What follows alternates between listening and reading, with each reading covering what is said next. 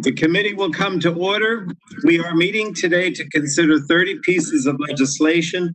Due to the COVID-19 public health emergency, today's markup is being held remotely. All members will be participating via video conferencing.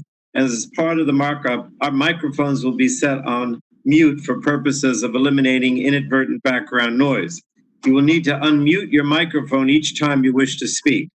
Additionally, I ask you to use the raise hand feature of the software platform when you wish to be recognized, including to give an opening statement or to offer an amendment. After you're recognized to speak, please use the lower hand feature of the software platform so that I know that you no longer seek recognition. And during voice votes, you will need to unmute yourself so that we can hear your response. If you'd like to request a recorded vote, please do so immediately after you respond to the voice vote. During recorded votes, you will need to unmute yourself in response to the clerk once your name is called. And documents for the record, amendments, and motions can be sent to Chloe Rodriguez at the email address we've provided to staff. All documents will be entered into the record at the conclusion of the markup. So we'll now go to opening statements, and I'll recognize myself for 3 minutes for an opening statement. Today, the full committee is meeting for our first fully virtual markup to consider the 30 bills I mentioned. These are all consensus bills, which are truly bipartisan, and the details of which have been worked out between myself and the ranking member. Many of these bills were marked up earlier this year in our Energy, Health, and Communications and Technology subcommittees. As our nation continues to suffer from the impacts of COVID-19 and the severe economic downturn, this committee continues to work to provide relief to American people by providing the administration the tools and resources it needs to properly combat the virus and to stimulate the economy. I want to mention that we do not expect recorded votes on any of the bills or amendments, but I will call for a recorded vote on final passage of the first bill. We'll begin this markup by considering 5 energy bills that will improve energy efficiency, promote clean energy, and improve tribal communities' access to affordable, reliable energy sources.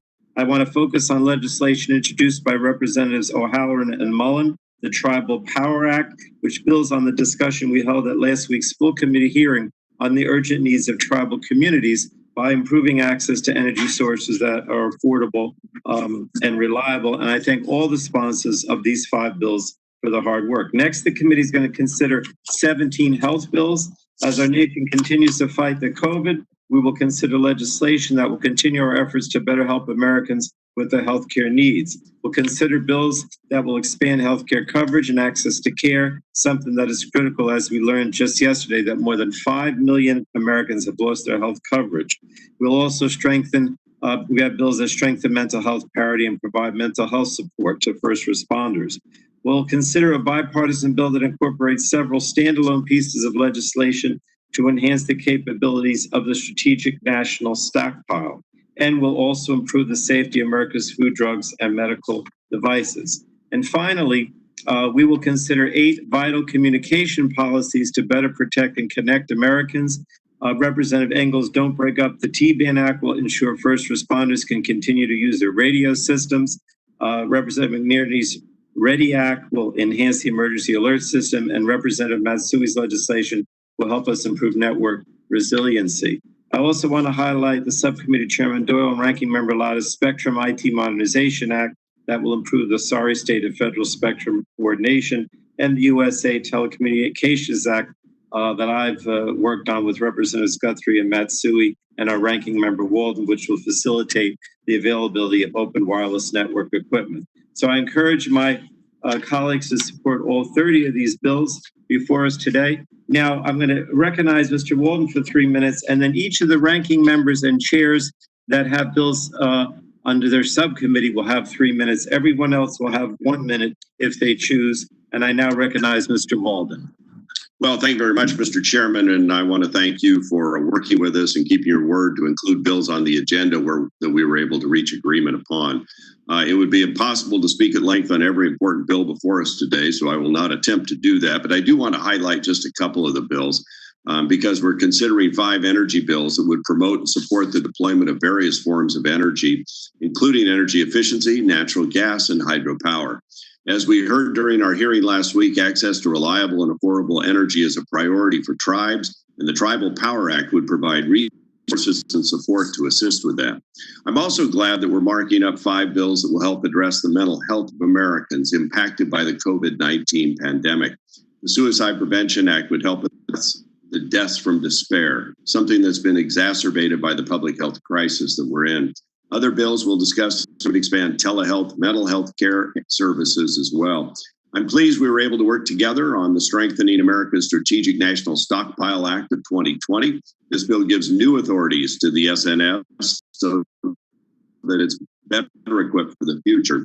Another bill would improve the safety of America's medical product supply chain. H.R. 5663 would protect Americans from dangerous counterfeit medical devices by extending FDA's administrative destruction authority, something, as we know, is critical, as we've seen during the pandemic. This pandemic has also highlighted the need to find additional ways to secure America's drug supply chain, and legislation we'll consider today is a critical piece of that puzzle. We will also discuss bills to help alleviate barriers to treatments, to continue immunosuppressive drug coverage under the Medicare program, strengthen mental health parity, and the Benny's Act to make seniors more aware of their Medicare eligibility options, including Medicare Advantage, which is an important option in my state of Oregon. Finally, we all know Americans across the country are relying more than ever on the internet for their daily activities, and we must ensure networks are secure and accessible. We also are considering many important bills to improve cybersecurity, update our spectrum management infrastructure, promote diversity in the media. I'm glad we're considering the USA Telecommunications Act, which would establish a grant program at NTIA for the deployment of open radio access network technologies to better source our communications networks. This technology has the promise to provide us with trusted, cost-effective alternatives to options like Huawei and ZTE. So I'm glad we're able to come together in a bipartisan way on these important bills, and I yield back the balance of my time, Mr. Chairman. Thank you, Mr. Walden. Next, I'm going to recognize Mr. Rush, the chairman of the Subcommittee on Energy, for 3 minutes.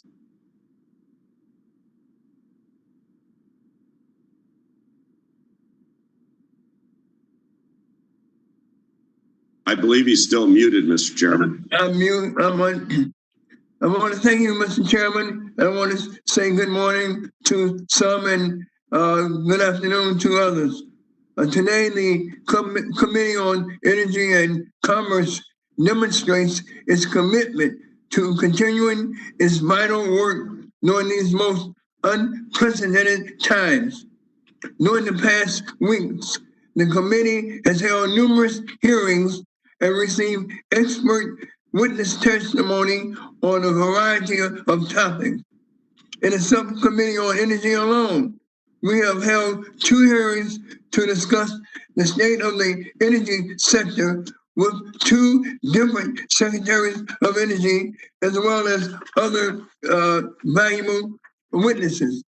Today, we will move 30 pieces of legislation out of committee, most of which are bipartisan.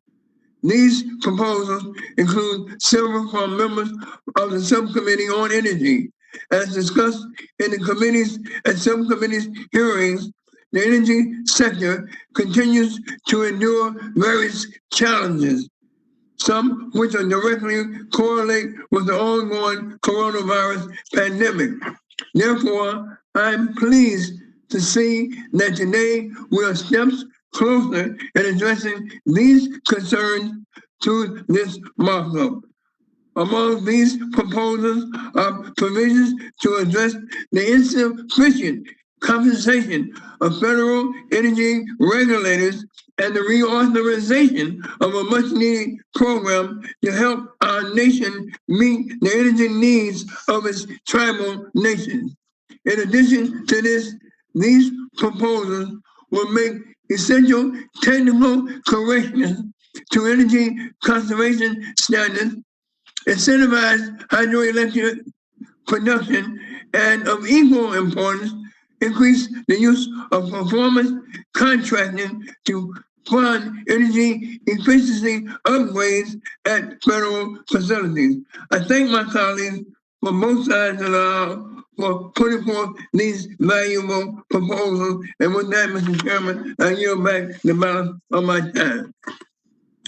Thank you, Chairman Rush. Next, I recognize Mr. Upton, a ranking member of the Subcommittee on Energy, for 3 minutes. Is he? Thank you, Oh, Mr. yeah. Today's full committee markup is a truly bipartisan effort for sure, with 30 total bills spanning health, telco, and energy jurisdictions. So my opening statement will focus on just the energy bills. I'm pleased that the 5 energy bills, in fact, are all bipartisan. Moving to the full committee, I want to thank Chairman Rush and my colleagues on both sides of the aisle for collaborative working to perfect the language in those bills. So Olson and Doyle's bills, HR 1426, the timely review of Infrastructure Act, will indeed improve staffing at FERC, which is going to help speed permitting decisions for much needed energy infrastructure. Kinzinger and Welch, 3079 HR, the Energy Savings Through Public-Private Partnership Act, will help reduce energy use in federal buildings by encouraging public-private partnerships to make energy efficient upgrades. Mr. McKinley's bill, 3361, the River Act, will encourage efficiency upgrades, especially at hydropower facilities. And Mr. O'Halloran and Mr. Mullins' bill, HR 5541, the Tribal Power Act, will strengthen DOE's tribal energy program. And finally, Mr. Guthrie and Schakowsky's bill, HR 5758, the Ceiling Fan Improvement Act, will make technical corrections to DOE's energy efficiency regulations for ceiling fans. Won't we be all glad when this is finally resolved? Taken together, these bills are going to improve energy efficiency, speed infrastructure permitting decisions, reduce energy use in federal buildings, support hydropower development, and strengthen DOE's tribal energy program. They're all good bills. We all need to support them. I want to quickly comment on several other bills that I've co-sponsored up today. Thank you, Mr. Chairman, for the Strengthening the National Stockpile Act, sponsored by my colleague from Michigan, Alyssa Slotkin, taking substantive steps to strengthen the strategic national stockpile and ensure that we're going to be able to get life-saving care into the right hands at the right time.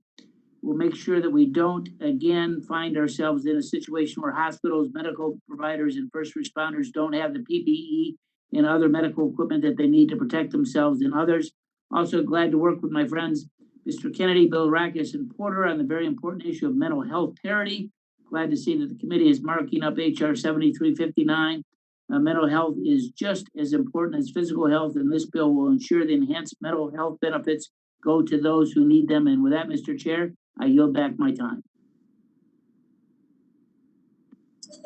Thank you, Mr. Upton. Next we go to Ms. Eshoo, Chairwoman of the Subcommittee on Health, for 3 minutes. Good morning, Mr. Chairman and colleagues. It's a pleasure to be with all of you today. This is a very large markup, 30 bills, and I'm very proud that 17 of them come out of the Health Subcommittee. So we continue to be a workhorse committee. We're going to address many issues relative to COVID, but also other issues that existed before the pandemic began. All are needed, and all of them are going to improve the lives of the American people. Importantly, we'll mark up 6 bills that address the mental health crisis in our country today, exacerbated by the pandemic and the economic recession.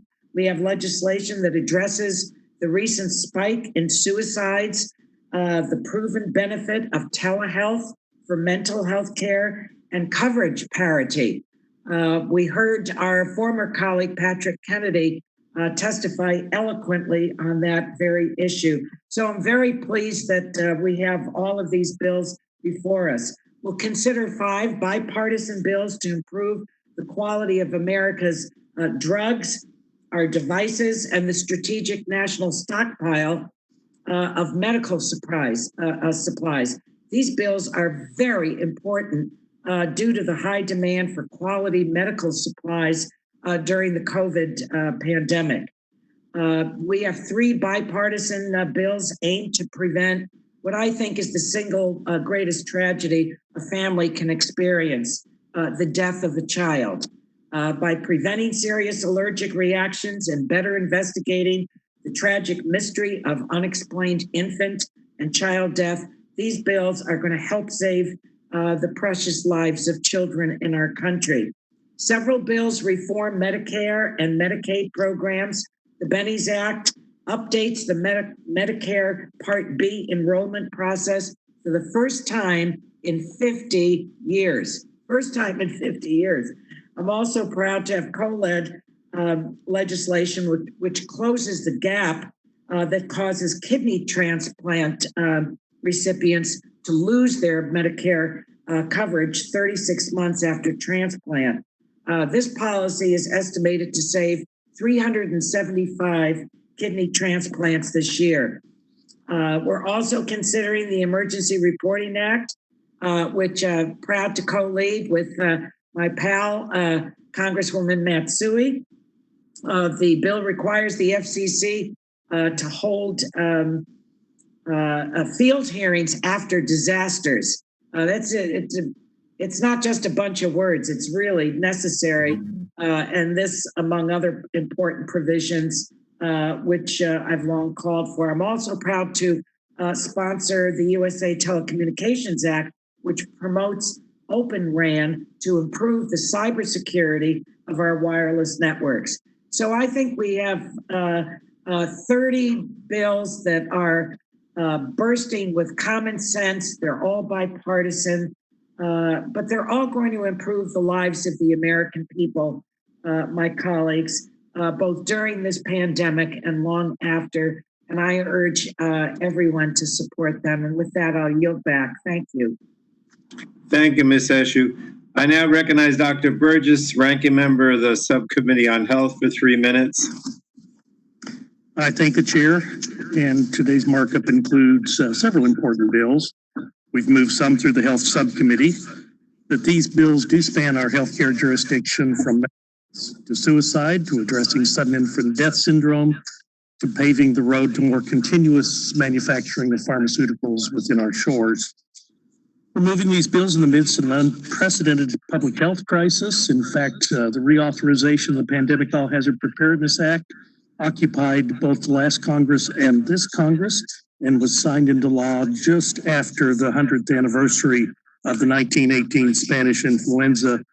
And you know, at that time, we really never could have predicted that a pandemic would alter the world the way this coronavirus has. It has shocked our healthcare system, shocked our supply chains, and we've already learned that we need to make some changes. HR 7574 increases the authorization of the Strategic National Stockpile, which makes much needed revisions to allow a more robust and nimble response. The bill is comprised of policies championed by many members of this committee and informed by conversations with people such as the former director of the Strategic National Stockpile, Greg Burrell.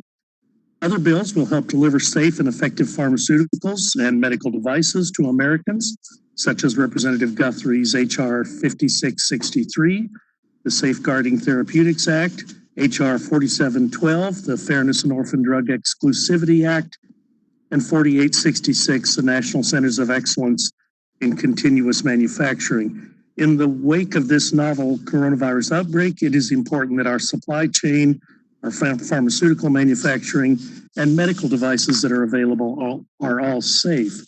These pieces of legislation are important to public health protection by allowing the Secretary of Health and Human Services to destroy certain counterfeit medical devices, protecting orphan drugs, and improving continuous manufacturing capabilities. I am especially grateful for the inclusion of HR 5534, the comprehensive immunosuppressive drug coverage for kidney transplants. This has been going on for over a decade. While Medicare allows certain individuals with end-stage renal disease to enroll in Medicare and will cover a patient's kidney transplant, Medicare stops covering the immunosuppressive drugs after 36 months. Without these drugs, kidney transplant patients' immune systems could reject their donated kidney and send them right back to dialysis. The kidney transplant, after all, is an investment in a patient's future health and their future quality of life, and we should protect that investment by covering these anti-rejection drugs past the 36 months that they currently are covered. This bill would do just that, and I look forward to advancing it through the full committee to the House floor. I thank the chairman for the recognition, and I'll yield back. Thank you, Dr. Burgess. Now we're going to go to Mr. Doyle, Chairman of the Subcommittee on Communications and Technology, for 3 minutes. Thank you, Mr. Chairman, for holding this markup today. I want to say, despite being Chairman of Communications and Technology, I take no blame for any technical difficulties we may experience today. There are 8 bills in our subcommittee. They're all very good bills. They're all bipartisan. I want to thank my ranking member, Bob Latta, for working with me on that. And to end by saying, as much as I love you all, I'd rather not spend the entire day with you. So I will yield back and urge my colleagues to be equally brief. I yield back. 30 seconds. You used 30 seconds.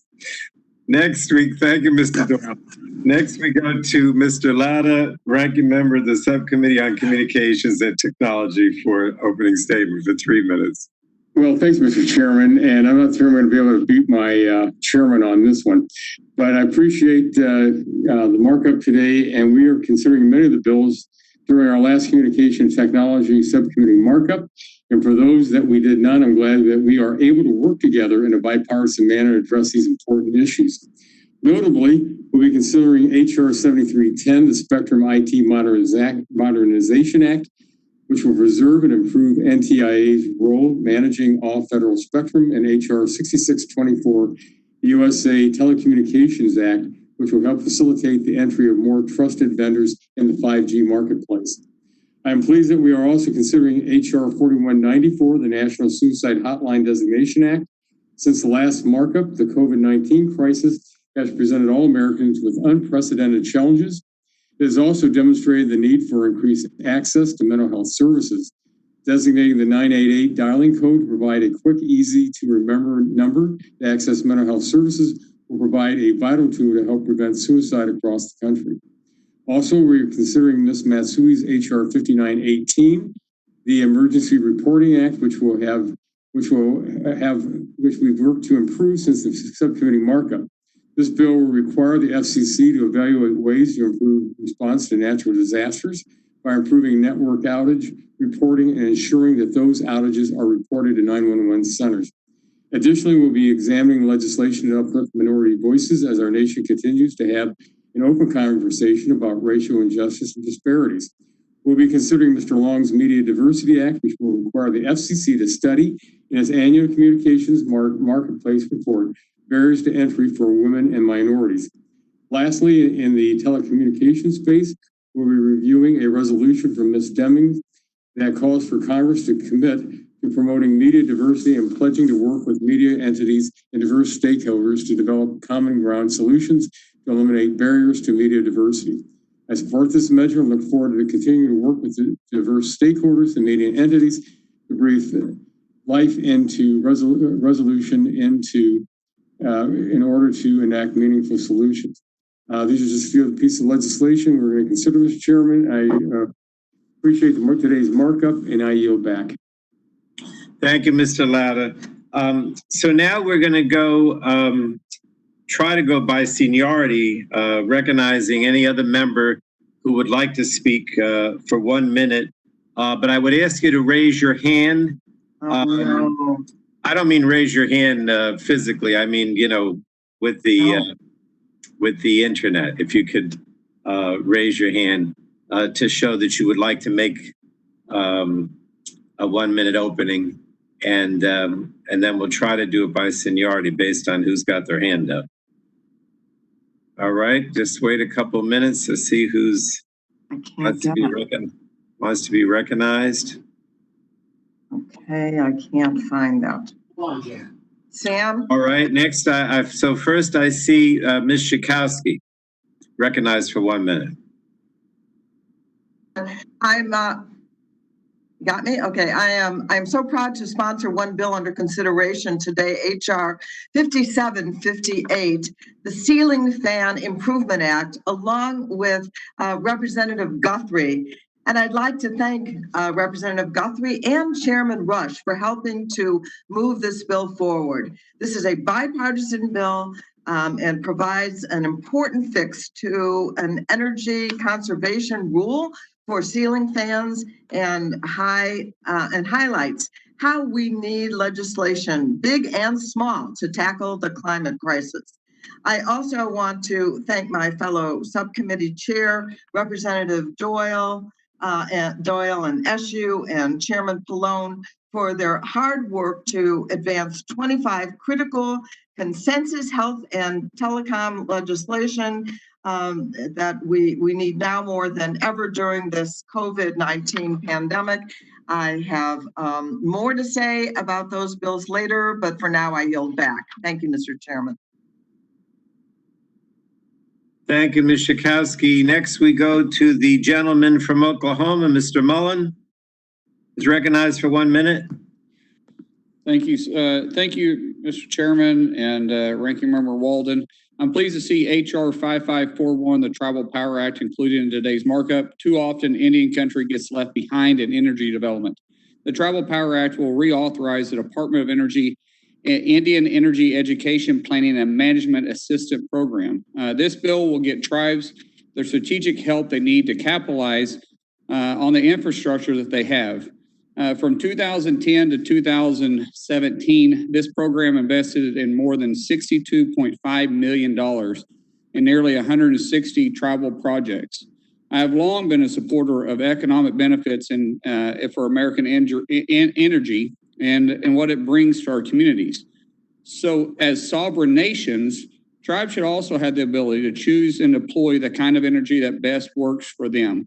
This program will help with that, and I'm very proud to co-lead this. And I want to say thank you to my colleague from Arizona, Mr.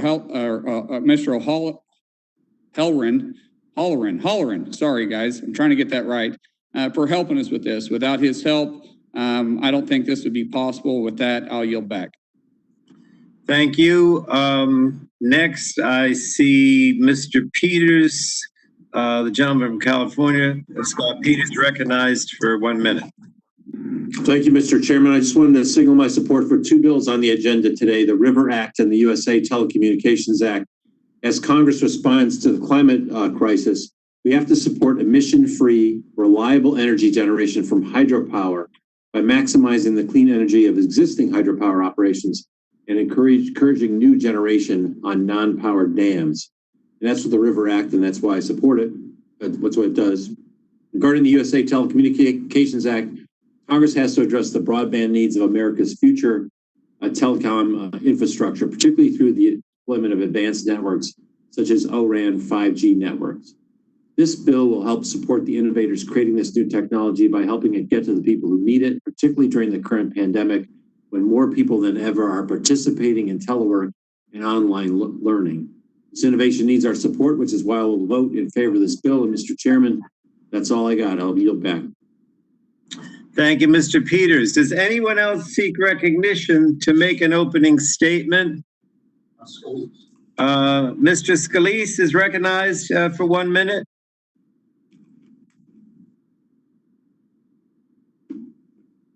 Mr. Scalise, can you hear us? There you go, Mr. Chairman. Yeah, thank you. You picking that up? Okay.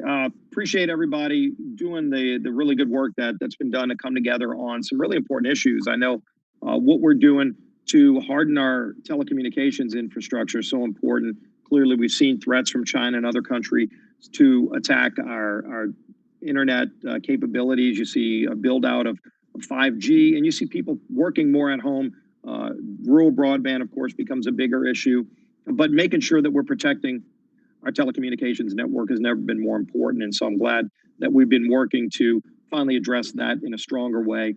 Also, what we're doing on the national stockpile is so important. We've seen how the national stockpiles worked effectively. I was with Vice President Pence yesterday, and our governor was meeting with the vice president and his team, talking about how the stockpile has been used to get PPE to our hospitals when we needed it. We've seen spikes in New Orleans and other parts of Louisiana, and the stockpile was used effectively to get those vital supplies where we needed them, when we needed them. And the president's and vice president's team have been very effective on that. So getting those reports in a more definitive way here to Congress through FEMA and the national stockpile is going to be important so that we can better help work with the administration to manage and ensure that it can meet our needs. So with that, Mr. Chairman, appreciate the work that's been done, and I yield back. Thank you, Mr. Scalise. Good to see you. Continue. Anyone else seek recognition? I don't see. Elliot, Mr. Engel is recognized for 1 minute. The gentleman from New York. Thank you for holding today's markup and for including my T-band legislation in the Safeguarding Therapeutics Act, which I wrote with Congressman Guthrie. As I've said before, the T-band supports vital public safety radio communications among our first responders. But thanks to a provision in the law passed back in 2012, the FCC is required to reallocate and auction the T-band spectrum for use by the private sector in the year 2021. We cannot let that happen. It would endanger crucial public safety communications in my district in Westchester and the Bronx and in major metropolitan areas across the country. A report by the GAO noted that relocating T-band users to other bands of spectrum would cost between $5 and $6 billion. The cost of the New York area alone would be $1.4 billion. And for many T-band users, alternative bands of spectrum are limited or non-existent. I don't usually agree with FCC Chairman Pai, but we agree on this issue. In December 2019, he wrote, "The agency has extensively analyzed the T-band and concluded that moving forward is not viable. I'm calling on Congress to repeal the T-band mandate and hoping that Congress can resolve this matter without delay." That's a quote from him. The GAO agreed, reporting that Congress that the T-band mandate is not workable and could deprive first responders of their current ability to communicate by radio. So I'm delighted that we are going to mark up this today, and I want to thank the chairman for giving me time. Thank you, Mr. Engel. I don't see anyone else, but if you want to, you can raise your hand physically, or you could just, if you're having trouble, just unmute and say you want to speak. Otherwise, we're going to conclude with the opening statements. Okay. That concludes the opening statements. Pursuant to committee rules, members' written opening statements will be made part of the record. Please submit written opening statements electronically to the email address we've provided. I would ask anyone who has their hand up electronically to lower it now, since we're done with the opening statements. And I also wanted to remind everyone that amendments will be emailed to members by Zach Khan to the email address members use to log into the WebEx. This is a reminder. If you're looking to actually see the amendments, they're going to be emailed by Zach to the email address that you use to log in for WebEx. So at this time, we'll begin bill consideration. The chair calls up HR 1426, the Timely Review of Infrastructure Act, and the clerk will report the bill.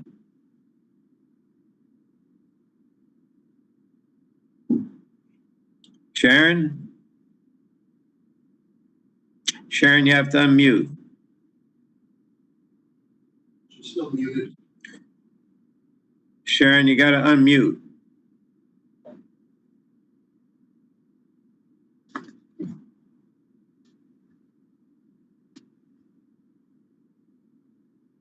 I don't see her. Mr. Chairman, it took a second for me to find where that button was. All right, that's fine. I won't do that again.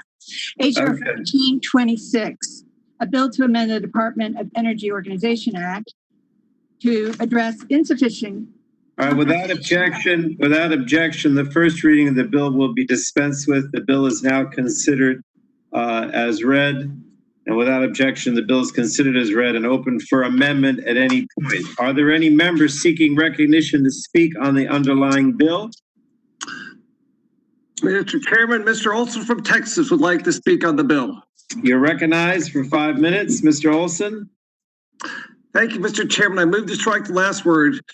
Chairman Pallone, Ranking Member Walden, Subcommittee Chairman Rush, and Ranking Member Upton, thank you so much for including HR 1426, the Time Review of Infrastructure Act, to open today's markup.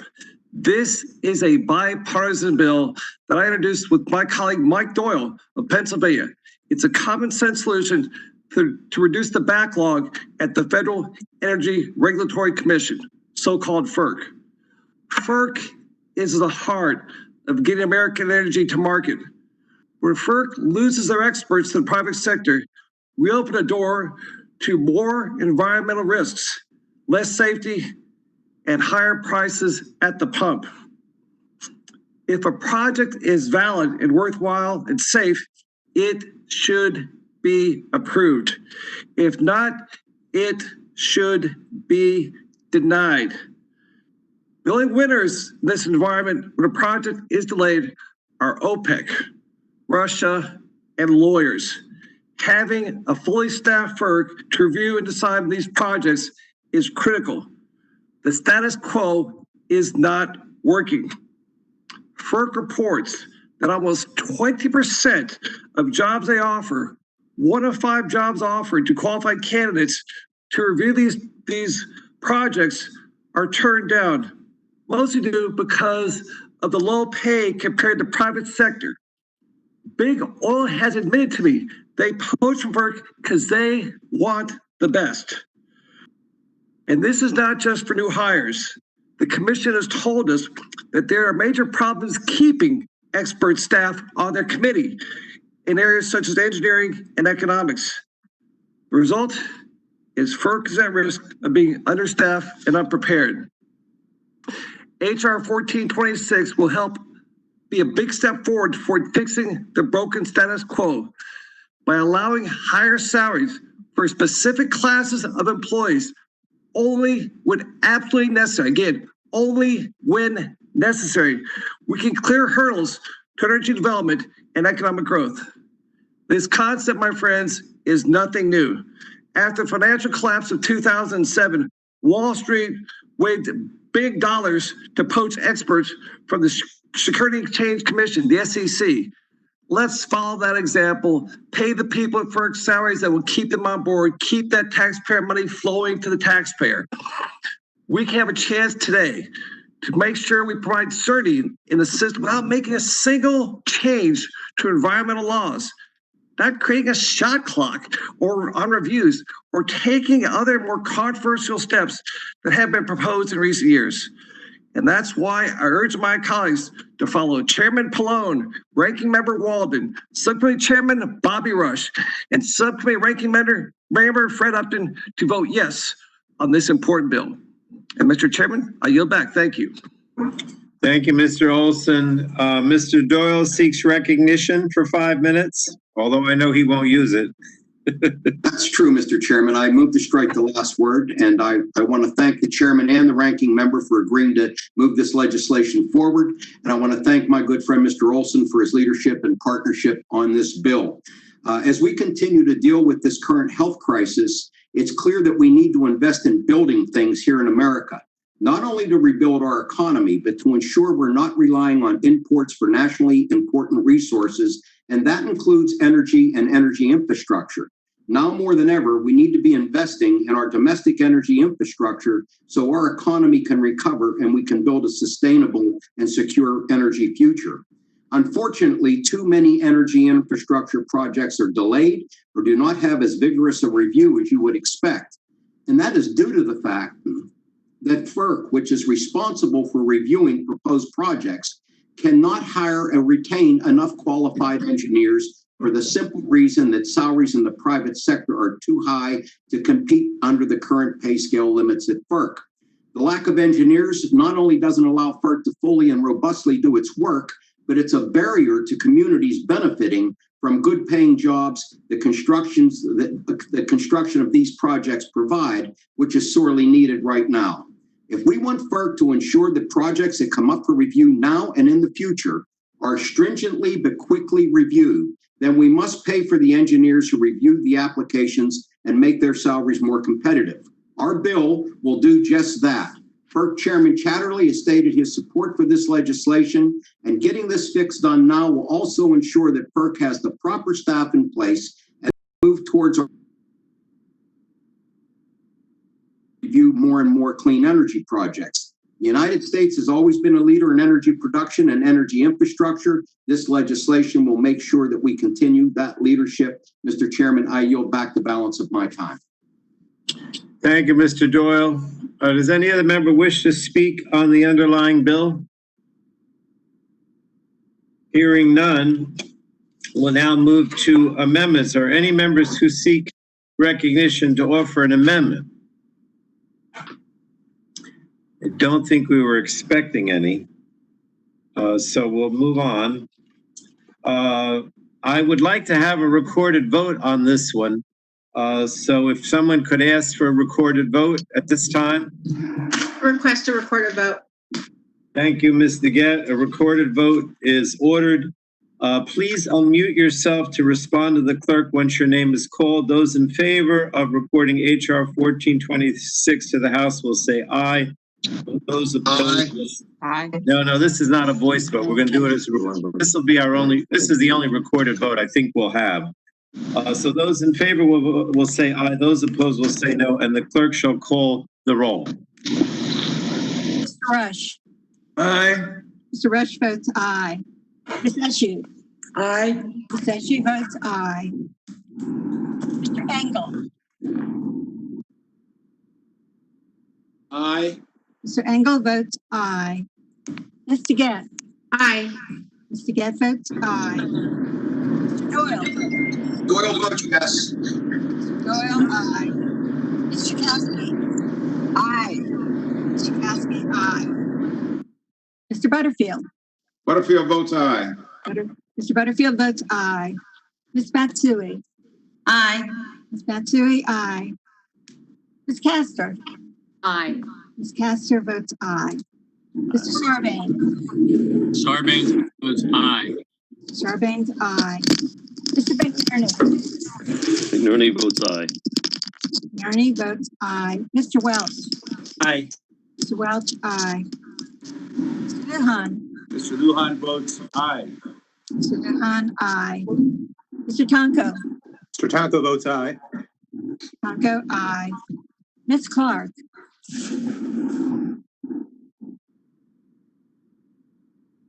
We'll come back to her. I know she's there. She needs to unmute. Oh, she needs to unmute. Yes, sir. Ms. Yvette? Clark. I think they unmute you. Maybe not. I'll come back to her, Mr. Chairman. You can come back. We're going to give another opportunity. Yes, sir. Mr. Loebsack.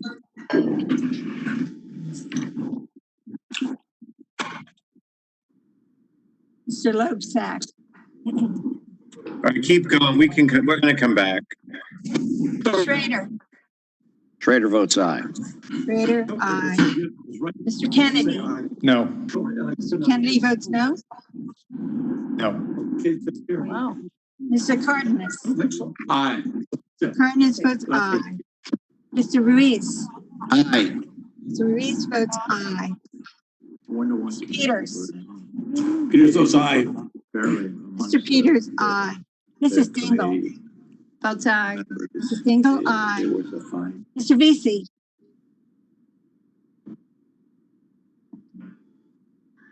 Ms. Custer. Aye.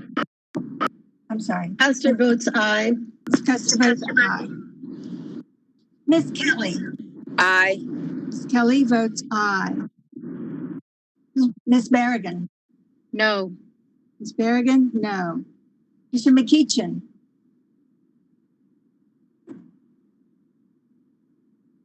I didn't see him. Yes, sir. Ms. Blunt Rochester. Aye. Ms. Blunt Rochester, aye. Mr. Soto. Aye. Mr. Soto, aye. Mr. O'Halloran. Aye. Mr. O'Halloran votes aye. Mr. Walden. Walden votes aye. Mr. Walden votes aye. Mr. Upton. Upton votes aye. Mr. Upton, aye. Mr. Shimkus. Shemkus votes aye. Mr. Shimkus, aye. Mr. Burgess.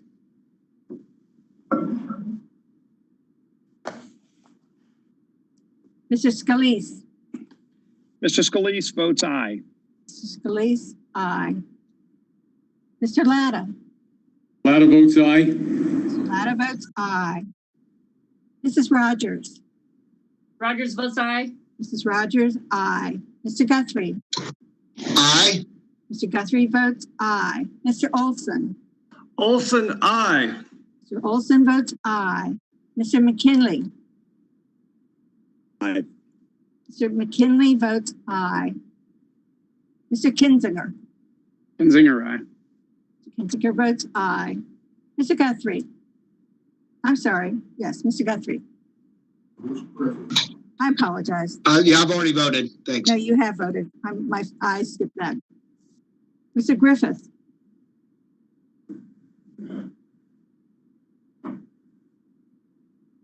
Mr. Bilirakis. Votes aye.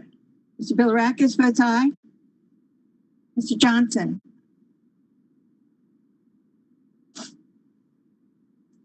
Mr. Long. Aye. Mr. Long votes aye. Mr. Bouchon. Bouchon votes aye. Mr. Bouchon votes aye. Mr. Flores. Flores votes aye. Mr. Flores votes aye. Mrs. Brooks.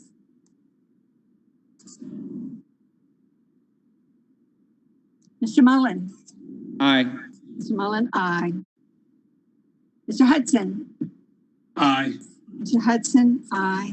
Mr. Wahlberg. Wahlberg votes aye. Mr. Wahlberg, aye. Mr. Carter. Mr. Duncan. Duncan votes aye. Mr. Duncan, aye. Mr. Giaforte. Gianforte votes aye. Mr. Giaforte votes aye. Mr. Pallone. Votes aye. Mr. Chairman, I can go through and read those. Yeah, let's go through a second round with the people that have not been recorded. Yes, sir. Ms. Clark. Ms. Clark votes no. Ms. Clark votes no. Mr. Loebsack.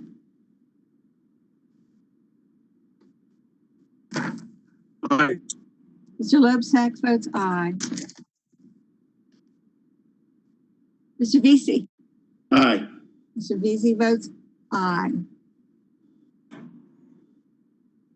Mr. McEachin. I don't think he's here. Yes, sir. Mr. Burgess. Aye. Mr. Burgess votes aye. Mr. Griffith. Mr. Johnson.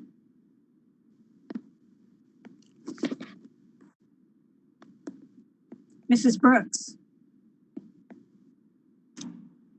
Mrs. Brooks, please unmute. I don't know if she's there. She is there, Mr. Chairman. She needs to unmute. Oh, okay. Mrs. So Brooks. sorry, I didn't realize it was okay. up already. Hi, hello. Mrs. Brooks votes aye. Mr. Carter.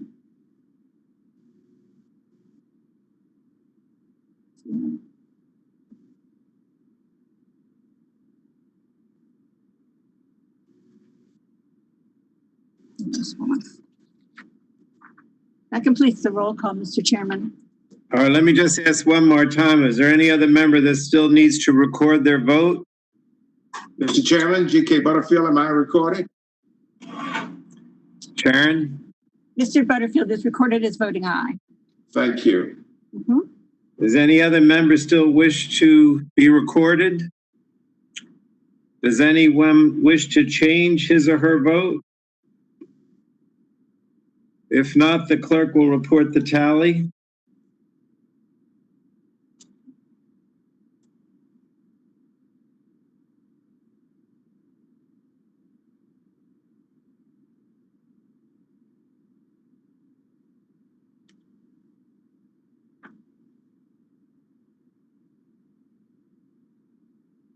Mr. Chairman, on that vote, final passage, the yeas were 27, and the nays, I'm sorry, the yeas were 48, and the nays were 3. The ayes were 48 and the nays were 3. Yes, sir. Okay, so the vote is 48 ayes to 3 nays. HR 1426 is reported to the full House. Thank you all. Now, that was the only recorded vote we expect. I mean, obviously, if someone wants to call it, they can, but that's the only one we expect. So now we're going to go to HR 3079. The chair calls up HR 3079, the Energy Savings Through Public-Private Partnerships Act of 2019, and the clerk will report the bill. HR 3079, a bill to amend the National Energy Conservation Policy Act to encourage the... Without objection, the first reading of the bill will be dispensed with. The bill is now considered as read. And without objection, the bill is considered as read and open for amendment at any point. Are there any members seeking recognition to speak on the underlying bill HR 3079? Mr. Chairman, Yes. this is Kinzinger. Move to strike the last word. Mr. Kenninger is recognized for 5 minutes. Well, thank you, Mr. Chairman, and I want to thank my friend Well, I raised my hand. And for then- continuing to work with me and other members on this committee in a bipartisan fashion. The federal government is the largest consumer of energy in the U.S., spending over $6 billion annually in energy cost. Energy savings performance contracts and utility energy service contracts are a proven way for the federal government to reduce energy use, create private sector jobs, and save taxpayer money. Under an ESPC or a UESC, the private sector agrees to upgrade the energy efficiency and resiliency of government facilities at no upfront cost to the government. The companies then paid through the savings that result from the government's decreased utility bill. Performance contracts were first authorized by Congress in the early 90s and have helped facilitate significant private sector investment in federal building improvements. In fact, in the past 15 years, there's been over $8 billion of private sector funding invested in this effort. This legislation provides benefits for taxpayers, the environment, and the economy. It doesn't really get much better than that. Mr. Welch and I have worked on this bill together for years now, and I really hope we're able to get it over the finish line this Congress. Today's markup is an important step in that direction. Again, thank you to Mr. Welch, to the chairman, everybody for your support, and I yield back. Thank you. Next, I see Mr. Rush seeks recognition, recognized for 5 minutes. Well, thank you, Mr. Chairman. The move to strike the last word. Mr. Chairman, just yesterday, the Secretary of Energy and I discussed the importance of the federal government's leadership in pursuing both energy efficient and renewable energy technologies. The Federal Energy Management Program and the Energy Savings Performance Contracts for federal agencies are an important part of ensuring that the federal government meets these goals. However, if the federal government does not implement these evaluations, it is not likely to make any progress. Therefore, Mr. Chairman, I applaud my colleagues, the gentleman from Vermont and the great state of Illinois, Congressman Welch and Kinzinger, for bringing forth HR 3079, the Energy Savings Through Public Partnership Act, which will require agencies to implement the energy efficiency measures that are required that are provided, and put the federal government where it should be, in the lead on energy efficiency technology implementation. That said, Mr. Chairman, this is an essential step in the right direction, and with that, I yield back the balance of my time.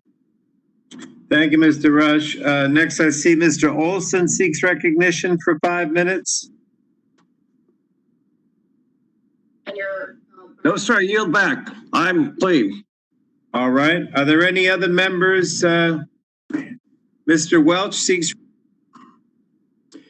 Very briefly, consistent with the Doyle rule, we have enormous work to do and enormous savings to be made if we continue the aggressive effort on energy efficiency. particularly in federal buildings. And it's a great area of bipartisan cooperation and immense public benefit and environmental benefit as well. So I want to thank all the members of the committee and my colleague on this bill, Mr. Kinzinger, for the really excellent work. And I yield back. Thank you, Mr. Welch. Does anyone else seek recognition on the underlying bill, HR 3079? Hearing none. Do we have any amendments? Bipartisan, partisan amendments? I don't think we were expecting any. So the question now occurs on favorably reporting HR 3079 to the full House. Please unmute yourself so that we may hear your response to the voice vote. All those in favor of reporting HR 3079 to the House will signify aye. Aye. All those opposed will signify by saying no. The opinion of the chair, the ayes have it, and HR 3079 is reported to the full House. The next bill we have is HR 3361. The chair calls up HR 3361, the Reliable Investment in Vital Energy Reauthorization Act, and the clerk will report the bill.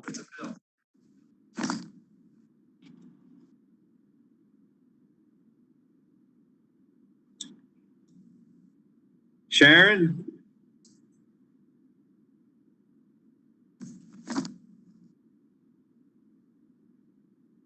Apologies, Mr. Chairman. HR 3361, a bill to amend the Energy Policy Act of 2005 to reauthorize hydroelectric production incentives and hydroelectric efficiency improvement incentives and for other purposes.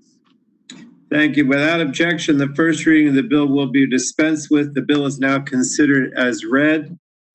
And without objection, the bill is considered as read and open for amendment at any point. Are there any members seeking recognition? I think I saw Mr. Lopsack. A gentleman from Iowa is recognized for 5 minutes. I move to strike the last word, and thank you, Mr. Chairman. This is an issue I've been working on for a number of years, along with my colleagues, Mr. McKinley and Mr. Tonko. And I know Ms. McMorris-Rogers has been very active on this issue as well. I appreciate all the work they've done on this legislation. I'm very proud of the fact that it's truly been a bipartisan effort. This legislation is a common sense approach to help facilitate investment in new hydroelectric projects at existing dams or conduits, as well as upgrade existing facilities to improve their efficiency. Reauthorizing the Section 242 and 243 programs will help drive more investment into hydropower, which I believe is an underutilized source of renewable energy, while also creating a heck of a lot of good-paying jobs in the process. And this isn't something that can benefit the states that we typically think of as being major producers of hydropower. For example, in Iowa, we have many existing locks and dams along the Mississippi River with hydropower potential. And in my district, we also have the Red Rock Hydroelectric Project along the Des Moines River, which is expected to be completed later this month. Once fully operational, that hydropower facility should be able to generate electricity to power every home in Marion County. We need to be doing more to help facilitate the expansion of clean energy throughout the country. And this legislation is a bipartisan, common sense way to achieve that goal. Thank you, Mr. Chairman, and I yield back the balance of my time. Thank you, Mr. Lopsack. Now, I would remind members to lower their hand after they've been recognized. I still have Mr. Welch's hand up. Did you want to speak on this? For my hand. Do you want to speak on this bill? I do not. Okay, then just lower your hand. Does anyone else seek recognition on this bill, which is HR 3361? Does not appear to be the case. Okay, so we'll move. Does anyone want to amend the bill? I don't think we were expecting any. So we'll move to the vote. The question now occurs on favorably reporting HR 3361 to the full House. Again, please unmute yourself so that we may hear your response to the voice vote. We're ready. All those in favor of reporting HR 3361 to the full House will signify by saying aye. Aye. All those opposed will signify by saying no. In the opinion of the chair, the ayes have it. The ayes have it, and HR 3361 is reported to the full House.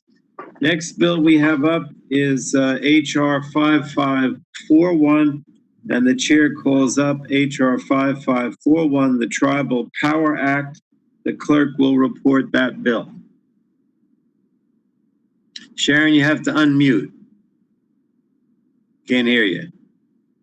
HR 5541, a bill to amend the Energy Policy Act of 1992 to reauthorize programs to assist consenting Indian tribes in meeting energy, education, planning, and management needs and for other purposes. Thank you. Without objection, the first reading of the bill will be dispensed with. The bill is now considered as read. And without objection, the bill is considered as read and open for amendment at any point. We're on HR 5541. Does any member seek recognition to speak on the underlying bill? Mr. O'Halloran is recognized for 5 minutes. Thank you, Chairman Pallone. I'm thrilled to see the Tribal Power Act bipartisan legislation I introduced with Congressman Mullen receive the full Energy and Commerce Committee's consideration. I have the pleasure of representing 12 Native American tribes. I believe this bill takes critical steps to ensure tribal governments throughout the resources and assistance upon request from the Department of Energy's Office of Indian Energy to advise their sovereign energy development goals. First, the Tribal Power Act reauthorizes and increases funding for the Department's Indian Energy Education Planning and Management Assistance Program. This will ensure the program has long-term sustainability as it carries out its consultation, technical assistance, and grant-making duties for consulting tribes.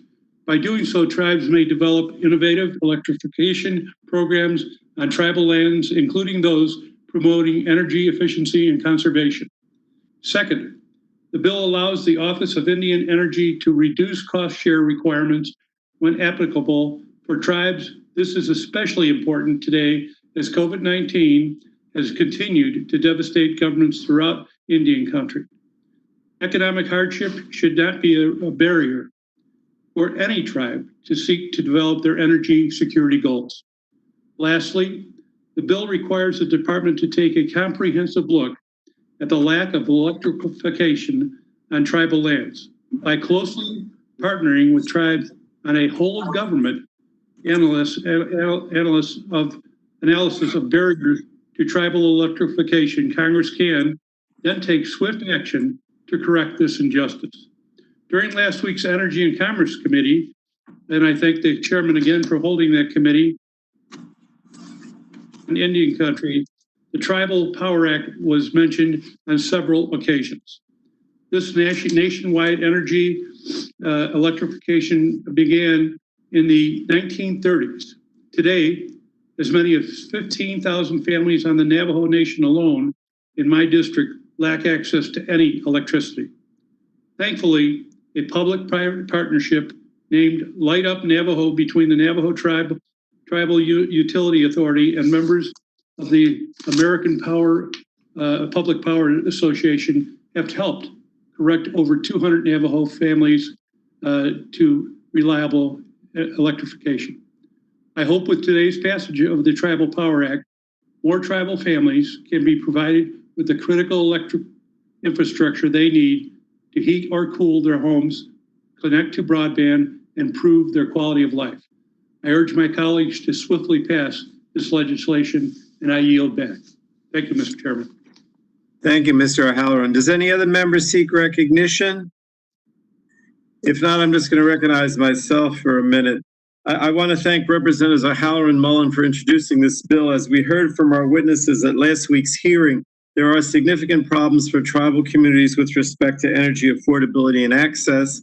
This bill won't correct every energy problem faced by tribal communities, but it makes a start by improving the program that was authorized to address their problems. DOE must do more to make energy affordable and accessible for all members of tribal communities, and I hope we'll be able to do more to reduce disparities and fulfill our commitments to tribes.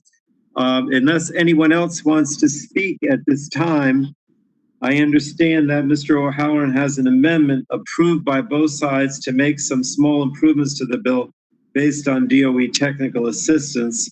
And I would certainly urge all members to support Mr. O'Halloran's amendment. So we'll now move to that, and I would recognize the gentleman from Arizona to offer a manager's amendment.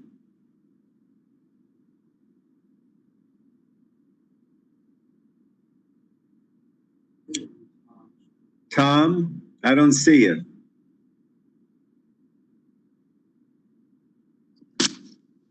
Thank you, Mr. Chairman. I have an amendment at the desk. The clerk will report the amendment. Amendment to HR 5541 offered by Mr. O'Halloran. Page 2, strike line 6 through 13. Without objection, the reading of the O'Halloran amendment will be dispensed with, and the gentleman is recognized for 5 minutes to speak in support of his amendment. Mr. Chairman, the manager's amendment makes a series of changes to the introduced bill to address technical issues raised by the Department of Energy, to broaden the identification of Indian land in the underlying law, to make the consultation with tribes on the report required by the bill more robust, and to make terminology used throughout the bill consistent. Native Alaskan tribes first raised an issue about the eligibility for this program being tied to the definition of Indian land, including in underlying law that authorized the program in the Energy Policy Act of 1992. The Department of Energy interpreted the law to being restricted to tribes that resided on reservation or trust lands.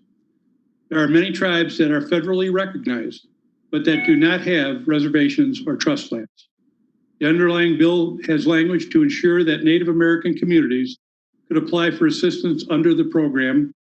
In the manager's amendment, we are expanding the definition of Indian land further to include land located in a census tract in which the majority of residents are members of a federally recognized tribe or village. The Office of Indian Energy and its program should be open to all tribes. In response to concerns expressed by tribes that cost share requirements for this program could present a significant barrier for some, the underlying bill provides the Director of Office of Indian Energy the authority to reduce the cost share if appropriate. The department believed the program would still be subject to the cost share requirements of Section 988 of the Energy Policy Act of 2005. The manager's amendment now provides the Secretary of Energy with the authority to adjust the requirements of Section 988 and apply that flexibility to other forms of assistance that may be provided under this program. Section 3 of the bill requires the Department of Energy to do an assessment access and reliability of electric for tribal communities. The manager's amendment's new text on the report makes several changes from the original text. It includes consistent language with a broader description of the tribal members and communities that should be included in the assessment. It now consistently uses the phrase households residing in tribal communities or on Indian land throughout the section. It adds a new subsection to consultation to provide Indian tribes and tribal organizations the opportunity to be involved in the design and conduct of the review, and to make recommendations to the Secretary of Energy throughout the process of its development. The amendment also adds 2 additional items to be included as part of the report: a survey of retail and wholesale electricity prices paid by tribal households, and a description of the participation of tribal members in the electricity utility workforce. We heard testimony on both of these subjects at our hearing the other day. Tribal communities are more likely to have limited or no access to electricity, and even when they do, they often pay far higher rates than other communities. Finally, the amendment adds definitions to Section 3 for tribal member and tribal community. These amendments strengthen and improve the bill. I appreciate the assistance and cooperation of the Department of Energy in this effort. And I think Representative Mullen, thank Representative Mullen for working with me on this amendment and on the bill. And I thank you, Mr. Chairman, and Ranking Member Walden for your assistance and support on this legislation. I urge adoption of this amendment. Now you. Thank you, Mr. O'Halloran. Does anyone else want to speak on the manager's amendment? I don't see anyone. So we'll now move to a vote on the manager's amendment. If there's no further debate, again, please unmute yourself so that we may hear your response to the voice vote. All those in favor of the manager's amendment by Mr. O'Halloran will signify by saying aye. Aye. Aye. Aye. All those opposed will say no. In the opinion of the chair, the ayes have it. The manager's amendment is agreed to. Are there any further amendments? I don't think we're expecting any. So the question now occurs on favorably reporting HR 5541 as amended to the House. Again, please unmute yourself so that we can hear your response to the voice vote. All those in favor of reporting HR 5541 as amended will signify by saying aye. Aye. All those opposed will say no. The ayes have it, and HR 5541 as amended is reported to the full House. So next, the chair calls up HR 5758, the Ceiling Fan Improvement Act of 2020, and the clerk will report the bill. HR 5758, a bill to amend the Energy Policy and Conservation Act to make technical corrections to the energy conservation standards. Without objection, the first reading of the bill will be dispensed with. The bill is now considered as read. And without objection, the bill is considered as read and open for amendment at any point. Are there any members seeking recognition to speak on HR 5758, the underlying bill? Mr. Guthrie is recognized for 5 minutes. Thank you, Mr. Chairman. I appreciate it. I would like to strike the last word in support of my bill, HR 5758, the Ceiling Fan Improvement Act. In January 2017, the Department of Energy finalized energy conservation standards for ceiling fans that unfortunately did not account for the different airflow dynamics of large ceiling fans. Under the current regulations, some of the most efficient large diameter fans would have to be taken off the market in the United States. The Ceiling Fan Improvement Act is a bipartisan, common sense bill that will ensure large diameter fans are properly regulated. Technical innovation and new products will be key to improving our energy efficiency and protecting our environment for generations to come. And the Ceiling Fan Improvement Act seeks to ensure that high-performing, large diameter ceiling fans can remain on the market and help achieve real energy savings. I want to thank my colleague and friend, Congressman Jan Schakowsky, for working with me on this legislation, and I encourage my colleague to support this bill. And I'll yield back. Thank you, Mr. Guthrie.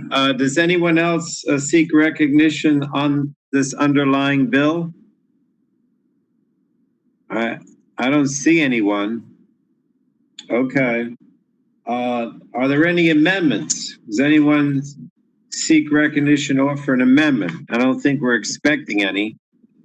So we'll just move to final passage. Question now occurs on favorably reporting HR 5758 to the full House. Please unmute yourself so that we can hear your response to the voice vote.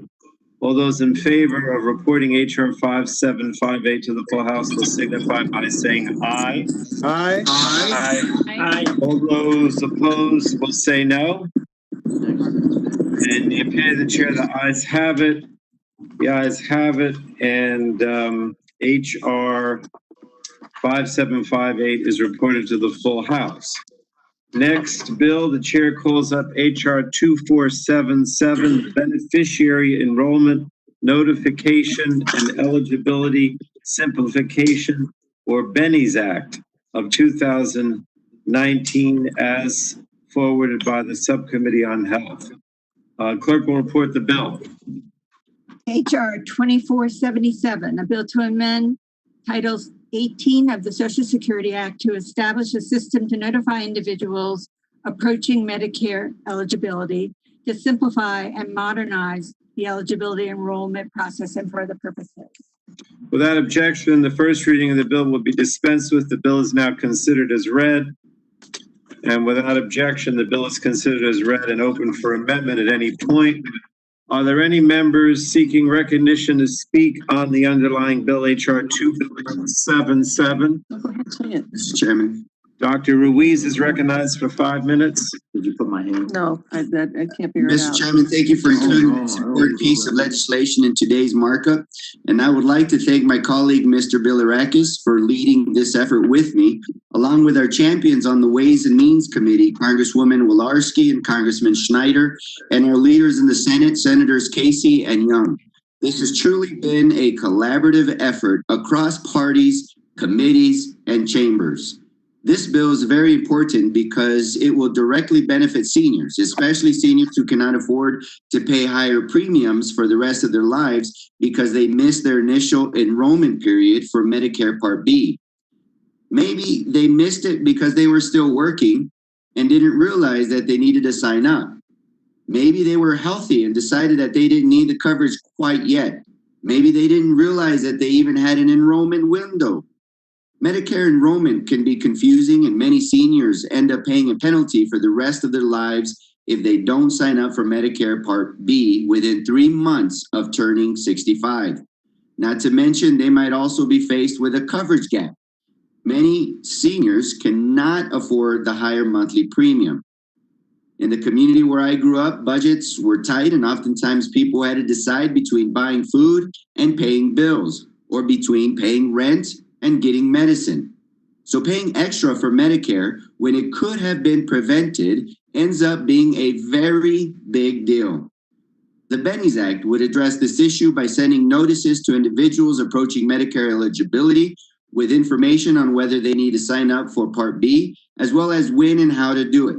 It will also close the coverage gap so that once a person signs up for Part B, their coverage will start the next month. This bill has the support of over 85 organizations, as well as all 10 former CMS administrators. I urge all of you to support this bipartisan piece of legislation that will help seniors get the Medicare coverage they need without having to worry about a gap in coverage or a lifetime of higher premiums. Thank you, and I yield back. Thank you, Dr. Ruiz. Dr. Bouchon seeks recognition for 5 minutes. Thank you, Mr. Chairman, and I appreciate the chance to support the underlying bill, HR 2477, the Bennis Act, and thank the majority for working with our side to make this bill bipartisan. I am a little disappointed, however, that we could not guarantee that a simple reference to the existence of non-governmental online brokers or resources would be included on the notification to seniors. These are companies that invest heavily in technology infrastructure to deliver a seamless connection between beneficiaries and MA plans, and in some cases may serve patients better than the plan finder. None of us want bad actors to be misleading consumers, but to solely focus on a big government IT project without even referencing other options doesn't seem to be good policy either. Beneficiaries should be aware and informed of all their options.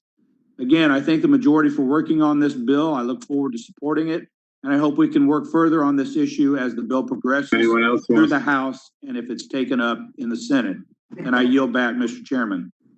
Mr. Chairman, I move to strike the last word. Is that Mr. Bilirakis is Yes, recognized Yes. for 5 minutes? Thank you very much, Mr. Chairman. Unfortunately, complex and confusing Medicare enrollment rules combined with a lack of notification cause tens of thousands of older adults and people with disabilities to incur lifetime fines, coverage gaps, and other harmful consequences. With few people automatically enrolled in Medicare, fewer people, and 10,000 baby boomers aging into Medicare each day. Again, more people new to Medicare must actively enroll in the program. This is a very, very critical bill, Mr. Chairman, and I really appreciate the cooperation from both sides. And I'm proud to co-sponsor this with my colleague, Dr. Ruiz. In 2018, 760,000 people with Medicare were paying a Part B late enrollment penalty, which amounted to nearly a 28% increase in their monthly premiums. This can be especially burdensome for many Medicare beneficiaries living on fixed incomes and can potentially lead to worse overall health outcomes. This is a win-win for our seniors. To address these issues, the Beneficiary Enrollment Notification and Eligibility Simplification Act directs the federal government to provide advance notice to individuals approaching Medicare eligibility about basic Medicare and Medicare Advantage enrollment rules. It also directs Part B to begin the first of the month following one's enrollment during both the later month of the initial enrollment period and during the general enrollment period, closing coverage gaps, so important to our seniors. It also requires HHS to submit a report to Congress on how best to align the annual general enrollment period with the annual enrollment period for private Medicare Advantage and Part D prescription drug plans to reduce confusion, and enables HHS to create a Medicare Part B special enrollment period for exceptional circumstances, a provision currently used in Medicare Advantage and Part D when people are unable to sign up for Medicare due to occurrences like living in an area impacted by disaster or emergency. I thank my colleagues, again, Dr. Ruiz, for his leadership and partnership on this bill, and for the committee for working with us to continue to advance the Benny's Act through the legislative process. I urge my colleagues to support this common sense protective measure for seniors, veterans, and those living with disabilities. And tomorrow, Mr. Chairman, I know you're a good friend of my dad's, Mike Bilirakis, and he'll be 90 years old tomorrow, believe it or not. And this is for him. So thank you very much, and appreciate you giving me the time. I yield back. Well, thank you, God. Thank you, Gus. God bless. Thank you. Appreciate it. Mr. Chairman.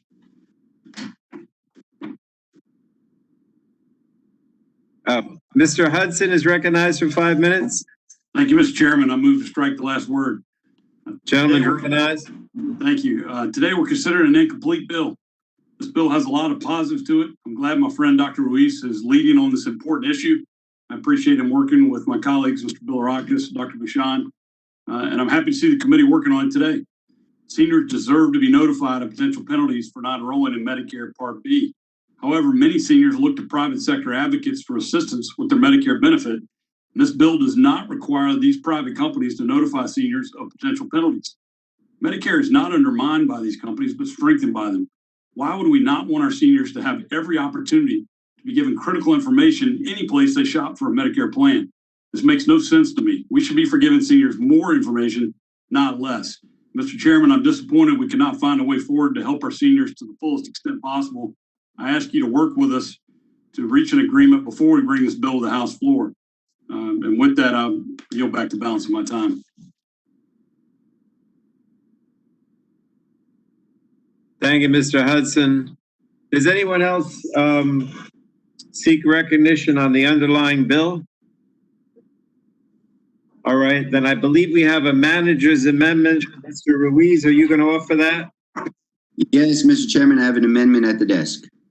What is your amendment labeled? Oh, it doesn't matter. The clerk will report Ruiz manager's amendment. Sharon, you got to unmute.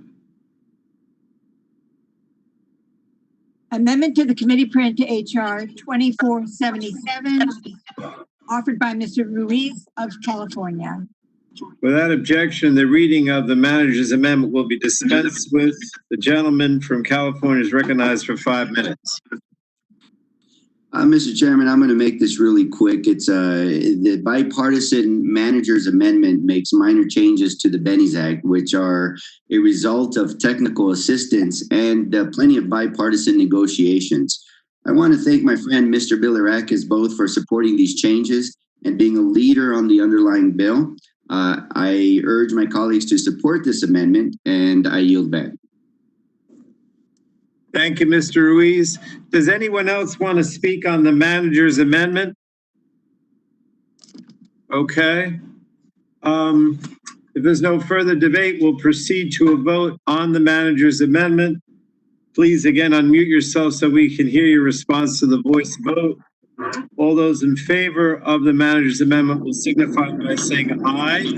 Aye. Aye. And all those opposed will say no. The opinion of the chair is the ayes have it. The manager's amendment is agreed to. Are there any further amendments to the legislation? Mr. Chairman, I have an amendment at the desk. Mr. Schrader, is your amendment, all right, wait a minute, let me see over there. Do you, is it labeled, I guess there's only one. Madam Clerk, was the amendment submitted 2 hours in advance, and are there copies for distribution at the desk or to members? Yes, Mr. Chairman, yes. All right, so the clerk will report the Schrader amendment. Amendment to the committee print to HR 2477, authored by Mr. Schrader of Oregon. Add at the Without objection, the reading of the Schrader amendment will be dispensed with. And the gentleman is recognized for 5 minutes in support of his amendment. Thank you, Chairman Pallone.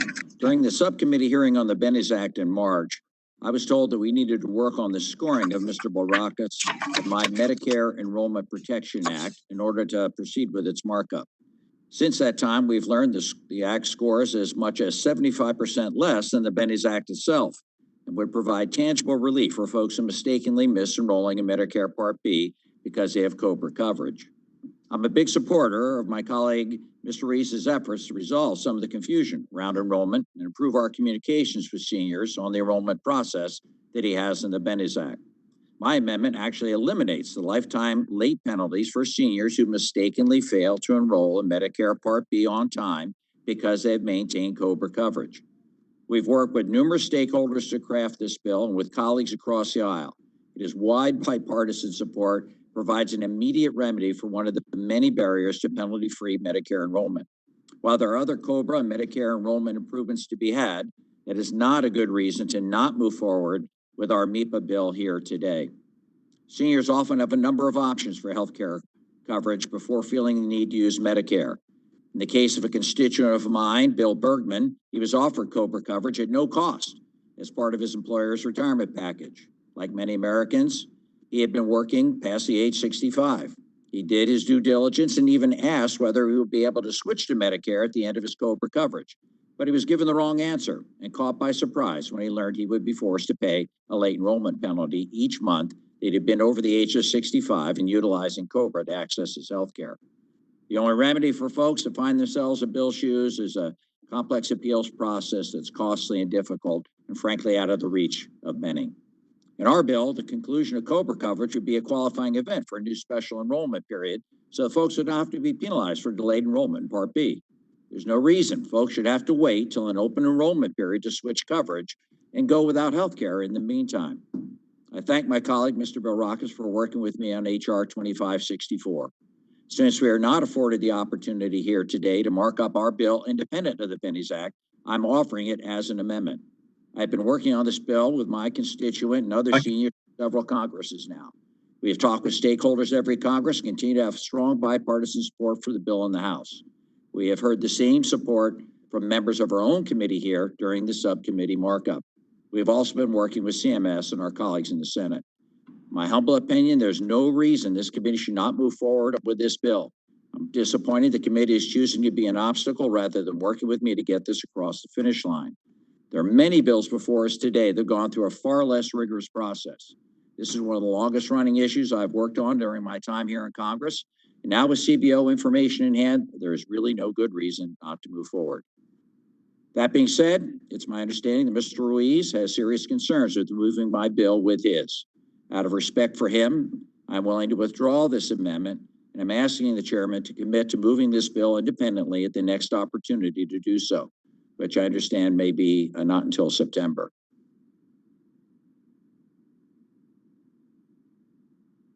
Mr. Chairman.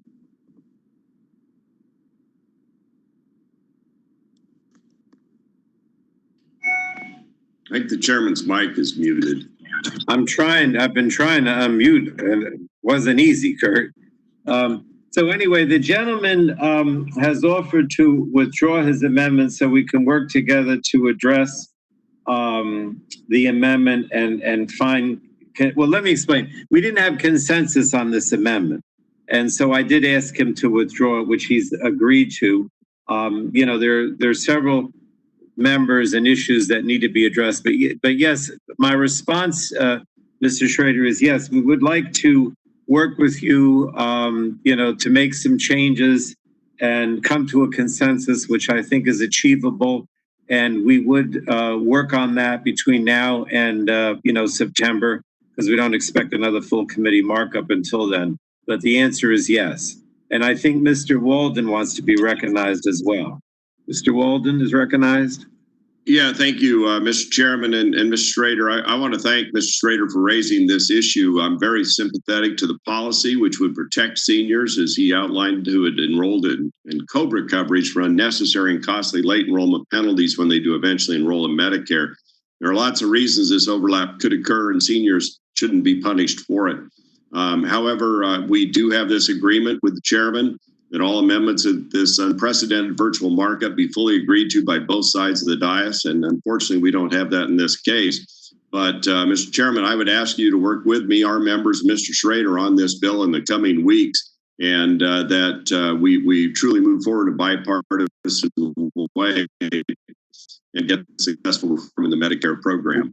And so I hope we can do that ahead of the September markup and get this concept across the line as well. With that, Mr. Chairman, I yield back. And let me recognize in myself again. Yes, absolutely, we will.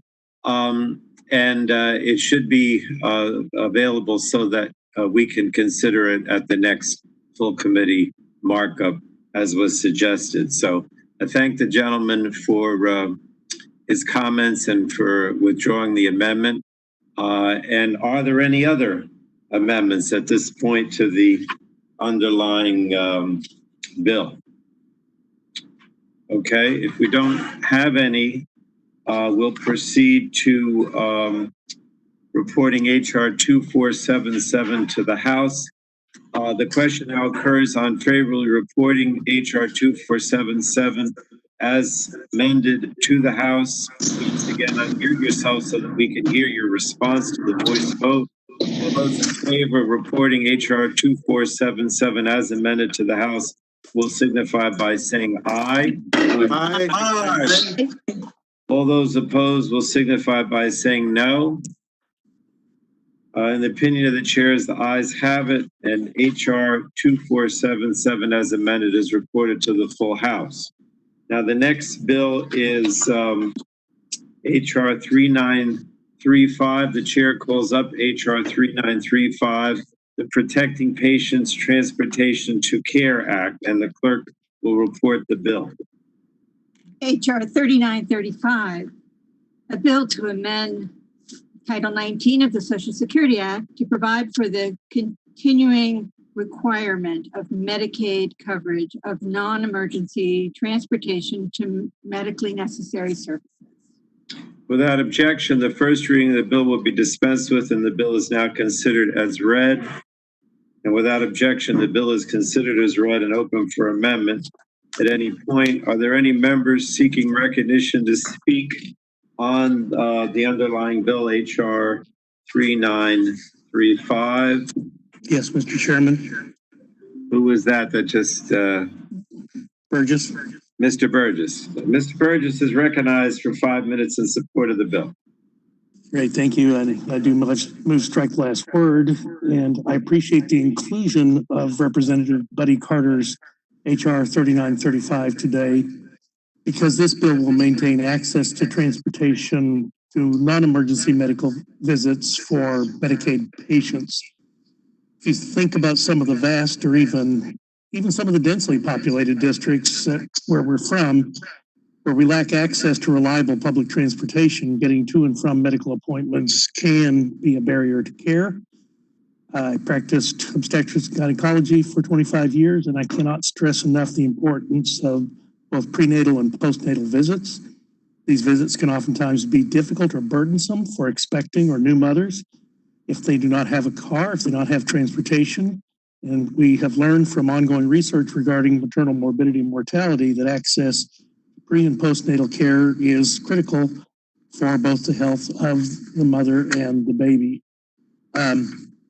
This is just one example of the type of care that patients will continue, or they will continue to have the need for access to care. And I thank Mr. Carter for bringing this bill. And unfortunately, he wasn't able to be here today, and I'm pleased to be able to speak in favor of it. And I'll yield back the balance of my time.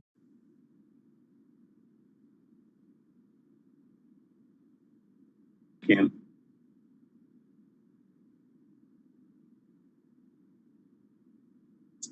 Dr. Burgess yields back. Mr. Hudson had his hand up electronically, but was that from the previous? Is Mr. Hudson? I don't think he wants to speak. Anyone who has already spoken doesn't want to anymore, please lower your electronic hand there.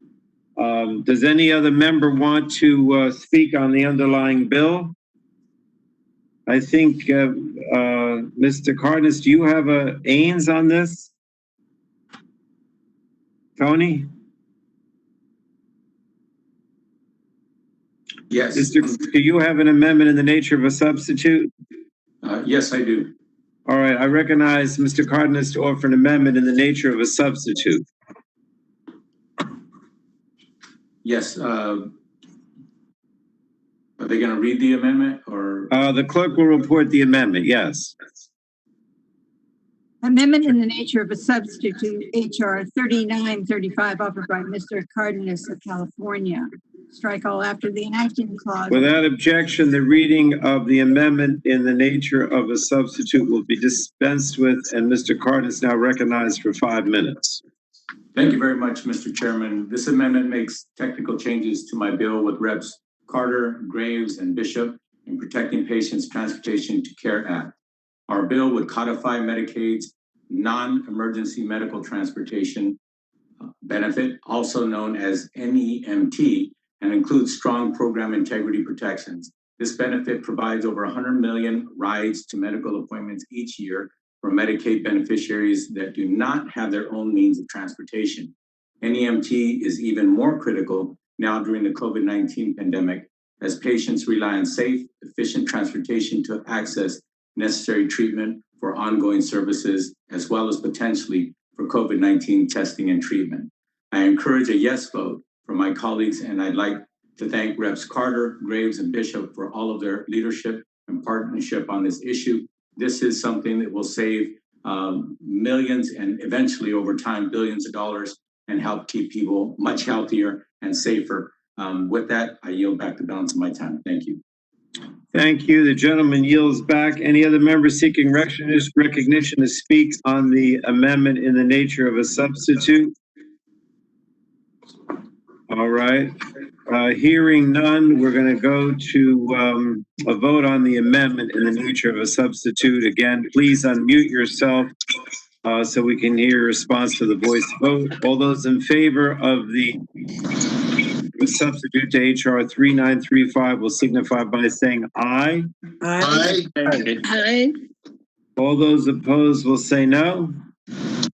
In the opinion of the chair, the ayes have it. The amendment in the nature of the substitute to HR 3935 is agreed to, and the question now occurs on favorably reporting HR 3935 as amended to the full House. Again, unmute yourself so we can hear the voice vote. All those in favor of reporting HR 3935 as amended will signify by saying aye. Aye. Aye. Aye. All those opposed will say no. In the opinion of the chair, the ayes have it, and HR 3935 as amended is reported to the full House. Next, we call up HR 5201, the Telemental Health Expansion Act of 2019, and the clerk will report the bill. HR 5201, a bill to amend Title 18 of the Social Security Act to provide coverage under the Medicare program for certain mental health, telehealth services and for other purposes. Without objection, the first reading of the bill will be dispensed with. The bill is now considered as read. And without objection, the bill is considered as read and open for amendment at any point. Are there any members seeking recognition to speak on the Telemental Health Expansion Act, H.R. 5201? Here, no one wants to speak? I don't see anybody. Mr. Right. Chairman, I think Congresswoman Matsui was going to speak first, but this is Congressman Johnson, and I move to strike the last word. Gentleman from Ohio is recognized for 5 minutes. Well, thank you, Mr. Chairman, and again, I move to strike the last word, and thank you and Ranking Member Walden for hosting this markup to move forward a number of very important issues. We're showing the American people that we can work together to make progress for them. And I'd like to thank my friend and colleague, Congresswoman Doris Matsui, for her leadership on telehealth policy and for her partnership on getting this bipartisan common sense legislation further down the path to becoming law. Because of the COVID-19 pandemic, many Americans were forced into their homes, too fearful or unable, even in many cases, to physically get to their necessary health care. Experts have testified to this committee that missing regular appointments, especially regular mental health appointments, can have disastrous consequences. Emergency temporary waivers for telemental health proved to be a lifeline and brought more mental health treatment into the home than ever before. It's time to make this access permanent. Telehealth is having its own moment, and it's time we rise to it. I urge my colleagues to support the Telemental Health Expansion Act. And Mr. Chairman, with that, I yield back.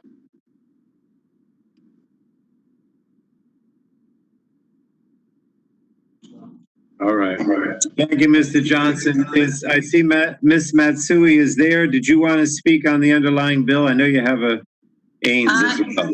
I do have an amendment of desk. I want to thank very much my colleague, Mr. Johnson, for collaborating with me on this very, very important bill. And this will make great progress as we move forward, not only because of the COVID crisis, but because of the impact it has on developing services for those with mental health challenges. So I thank his cooperation very much. And I do have an amendment at the desk. Unless anyone wants to speak on underlying bill, I recognize the gentlewoman from California for an amendment in the nature of a substitute. Gentlewoman is recognized. Thank you, Mr. Chairman. I do have an amendment at the desk. The clerk will report the amendment. Amendment in the nature of a substitute to H.R. 5201 offered by Ms. Matsui of California, strike all after the enacting clause. Without objection, the reading of the Matsui amendment will be dispensed with, and the gentlewoman from California is recognized for 5 minutes. Thank you, Mr. Chairman. In the midst of social distancing, waiving restrictions on how and where individuals can use telehealth services has been vital to preserving and expanding access to care. My ENC colleague, Representative Johnson, and I have long recognized how geographic and other restrictions on originating sites have limited the potential of telehealth. This is why we introduced the Telemental Health Expansion Act, legislation that supports the use of telehealth for the delivery of mental health services in all geographic areas and direct to the patient's home. This amendment simply reflects technical changes to drafting recommended by CMS. Now more than ever, we must address the growing demand for mental and behavioral health services. This bill is a common sense, bipartisan solution that makes permanent the important advances in telemental health allowed during the public health emergency. Thank you, and I yield back. Thank the gentlewoman. Does anyone else want to speak on the amendment in the nature of a substitute? Hearing none, we will then move to a vote on the Matsui amendment in the nature of a substitute. Please unmute again so we can hear the voice vote. All those in favor of the amendment in the nature of a substitute to HR 5201. So move over there and listen to Does somebody want to speak? No? All right, let's go to the voice vote. All those in favor of the amendment in the nature of a substitute to HR 5201 will signify by saying aye. Aye. Aye. All those opposed will say no. The opinion of the chair, the ayes have it, and the amendment in the nature of a substitute to HR 5201 is agreed to. Now we go to final passage of HR 5201 as amended to the full House. Again, we'll have a voice vote. All those in favor of reporting HR 5201 as amended will signify by saying aye. Aye. Aye. All those opposed will say no. Opinion of the chair, the ayes have it, and HR 5201 as amended is reported to the full House. Next, the chair calls up HR 5534, the Comprehensive Immunosuppressive Drug Coverage for Kidney Transplant Patients Act of 2019, And as forwarded by the Subcommittee on Health, and the clerk will report the bill.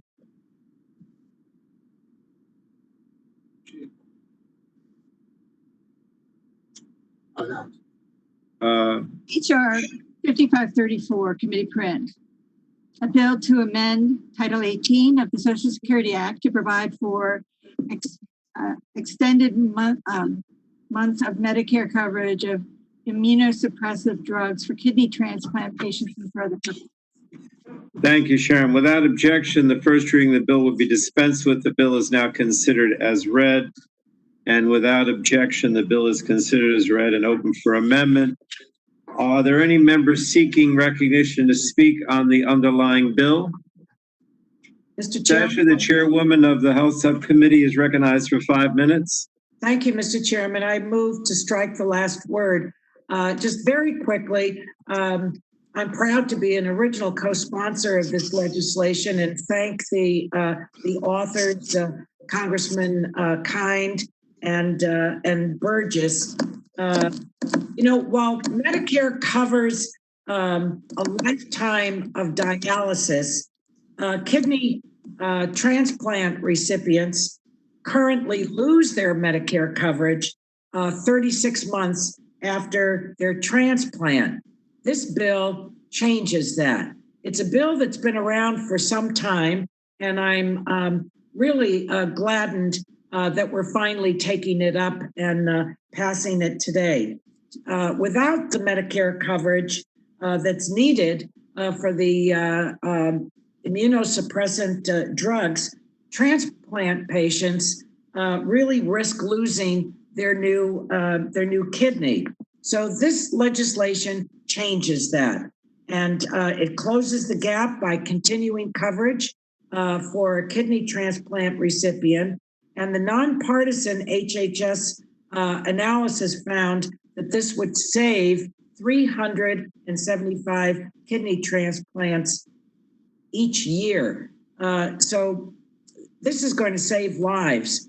And so I thank the authors, and I urge all members of the committee to support this. And I'm glad that we're finally getting this done. And with that, I yield back. Thank you, Mr. Chairman. Thank the gentlewoman. I don't know if anyone else, I know Dr. Burgess has Dr. Bouchon would like to speak. Dr. Bouchon is recognized for 5 minutes. Thank you, Mr. Chairman. I move to strike the last word, but I will be brief. This is just common sense legislation that probably should have been addressed a long time ago, and I want to commend all the authors, and I want to commend the committee for bringing this up today. I'm very supportive. It just makes total sense. We should be protecting these kidney transplant patients and making sure that the outstanding benefits that they get from having a kidney transplant versus a lifetime of dialysis isn't ruined by a law that potentially makes it difficult for them to support their immunosuppressive treatment. So with that, I yield back, Mr. Chairman. Thank you, Dr. Bouchon. Anyone else want to speak on the underlying bill? Otherwise, we're going to go to an Ains, I believe, by Dr. Burgess. Am I correct, Mike? You have Yes, Mr. Chairman, I have an amendment at the desk, the Burgess amendment in the nature of a substitute to 5534. The clerk will report the amendment. Amendment in the nature of a substitute to add the committee print on HR 5534 offered by Mr. Burgess of Texas. Strike all. Without objection, the reading of the amendment will be dispensed with, and the gentleman from Texas is recognized for 5 minutes.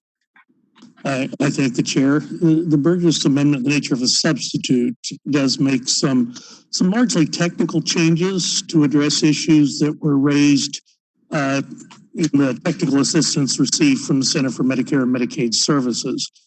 Notably, it clarifies some of the language surrounding the eligibility to ensure that this new Medicare Part B immunosuppressive drug benefit would only be available to those without other health insurance coverage for these drugs. HR 5543 it's a big win for the kidney community. It's long overdue in the kidney community, and these folks have been advocating for this policy change for nearly 2 decades. I've personally worked on this for 10 years in conjunction with former Speaker Newt Gingrich, who's been a big champion of getting this done. I'm grateful now that we're right on the verge of getting it through the full committee process. Patients who are on dialysis, who are lucky enough to receive a kidney transplant, are required to take immunosuppressive drugs literally for the rest of their lives. And if they do not obtain other health insurance coverage, this bill will extend Medicare coverage for those drugs. So this is simple, it's common sense, and it will help kidney transplant recipients to keep their new kidneys and maintain their now renewed quality of life. I'd also like to request unanimous consent that the letter of support from the presidents of the American Society of Transplantation, the American Society of Transplant Surgeons, and the American Association of Kidney Patients be entered into the record. Without objection, so ordered. And I do appreciate the support, really the tireless support and advocacy of these groups and the National Kidney Foundation over the many, many years that this policy has been in gestation. I do urge members to support this amendment in the nature of a substitute, and after that passes, to support the underlying bill, and I'm happy to yield back. Thank you, Dr. Burgess. Mr. Bouchon's hand is still up. Did you want to speak on this, on the Ains, or? No, Chairman, I yield back. All right. Thank you. Would anyone else want to speak on the Burgess amendment in the nature of a substitute? If not, we'll have a voice vote on the Ains. Proceed to a vote on amendment in the nature of a substitute introduced by Dr. Burgess. All those in favor of the amendment in the nature of a substitute to HR 5534 will signify by saying aye. Aye. Aye. All those opposed will say no. Any other chair, the ayes have it, and the Burgess amendment in the nature of a substitute to HR 5534 is agreed to. And now we go to reporting the bill to the full House. All those in favor of reporting HR 5534 as amended will signify by saying aye. Aye. Aye. All those opposed will say no. In the opinion of the chair, the ayes have it, and HR 5534 is as amended is reported to the full House. So next, the chair calls up HR 7539, the Strengthening Behavioral Health Parity Act, and the clerk will report the bill. HR 7539, a bill to strengthen parity in mental health and substance use disorders benefits. Without objection, the first reading of the bill will be dispensed with. The bill is now considered as read. And without objection, the bill is considered as read and open for amendment at any point. Are there any members that would like to speak on the underlying bill, HR 7539? The gentlewoman from the chairwoman of the Health Subcommittee, Ms. Eshoo, is recognized for 5 minutes. Thank you, Mr. Chairman, and I move to strike the last word to speak on the underlying bill. It's been over 11 years since the Paul Wellstone and Pete Domenici mental health parity and Addiction Equity Act of 2008 was enacted by Congress. And since then, our country has made, I would say, some strides for people living with mental health and substance use disorders, but we still don't have mental parity in our country. In my state of California, we're 5 times more likely to be forced to search outside of an individual's insurance plan's network for mental health treatment than for medical or surgical care. Insurers in California also pay primary care providers 15% more than they pay behavioral health providers. So we all know that the mental health system is like a stepchild in our overall healthcare system. And that isn't parity by any stretch of the imagination. So by supporting this bill, we finally are giving federal and state regulators the resources that are needed to truly enforce parity, which will help Americans better access the care that they need nationwide. This is a major and important step that we're taking. I think I referenced in my opening comments really the eloquent words of our former colleague, Patrick Kennedy, and our colleague, Joe Kennedy, and Doris Matsui made during our hearing on this. So I think it's well past time to end this disparity in care once and for all.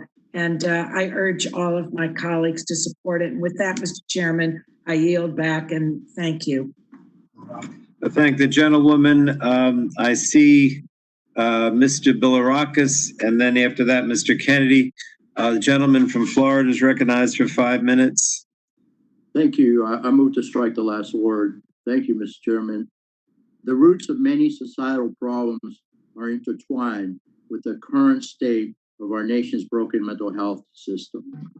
This is an issue that crosses geographic, partisan, gender, and socioeconomic lines impacting millions of Americans. According to CDC, 1 in 5 Americans suffer with a mental health condition each year. We have made substantial progress in recent years with the passage of the 21st Century Cures Act, the Comprehensive Addiction and Recovery Act, and the Support for Patients and Communities Act. Additionally, Congress has allocated $10.7 billion to address addiction since 2018 and have passed legislation that improves access to mental health treatment, including alternative and complementary treatments for veterans. However, suicide rates are on the rise, unfortunately, in many parts of the country, and the number of overdose deaths throughout our nation are staggering. Tragically, millions of Americans who need it do not have access to adequate mental health and substance abuse treatment. I mentioned the issues of mental health and substance abuse together because so many individuals have co-occurring conditions. As part of removing the stigma for treating mental illness, we must ensure that mental health needs are recognized as legitimate healthcare issues, because they certainly are. An important step to achieving that is to ensure parity between coverage for healthcare and mental health care services. We know that the mental health is just as important as physical health. Even though it's required by law that coverage for a patient's mental health and substance abuse disorders be equal to other types of care in a plan, I still hear of patients receiving reduced benefits for mental health and substance abuse disorders. This is unacceptable as far as I'm concerned, which is why I've introduced a bipartisan bill to strengthen these critical benefits and hold health insurance companies accountable if they fail to follow the law. And again, I'm proud to actually introduce this bill. Our lead sponsor, Joseph Kennedy, and I know his cousin Patrick, who I serve with in Congress, have done a great job in this area. Also, the co-Republican lead with me is Fred Upton, and I know he's really worked on these issues. The Strengthening Behavioral Health Parity Act increases transparency and bolsters accountability by requiring health insurers to maintain and provide comparative analysis upon request from federal regulators in the event of violations or patient complaints regarding non-compliant plans. The need to advance this bill is underscored by the COVID-19 pandemic and the toll we are seeing it take on the mental health of millions of Americans. I thank my colleagues on this committee, again, Congressman Kennedy and Congressman Upton, for their leadership and partnership on this, and for the committee for working with us to advance this critical piece of legislation. And again, what a great day for this committee. We are a truly bipartisan committee, and I'm proud to be part of it. And I yield back, Mr. Chairman. Thank you. Thank you. And now we yield to the gentleman from Massachusetts, Mr. Kennedy, for 5 minutes. Thank you, Mr. Chairman.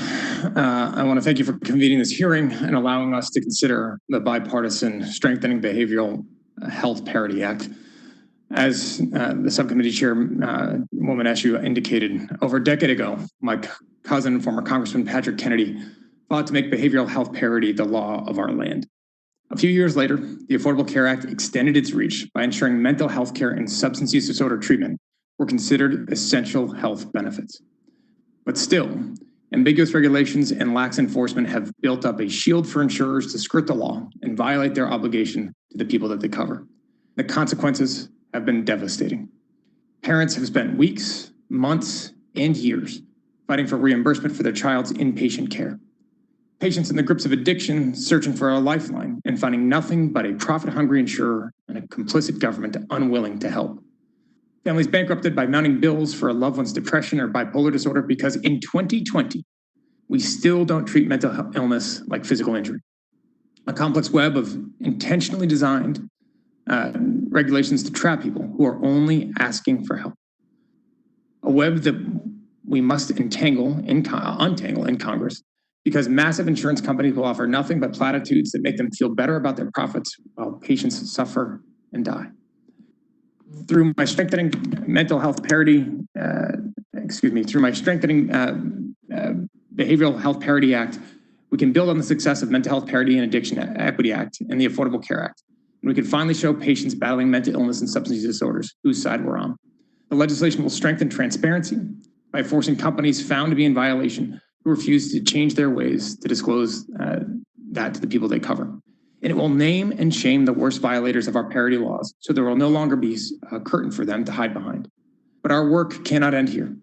We need to increase the leverage patients hold by passing the Behavioral Health Coverage Transparency Act and create a centralized portal to file complaints. We need to pass a later HHS approach bill that includes my plan to require the annual submission of public compliance reports for all insurers.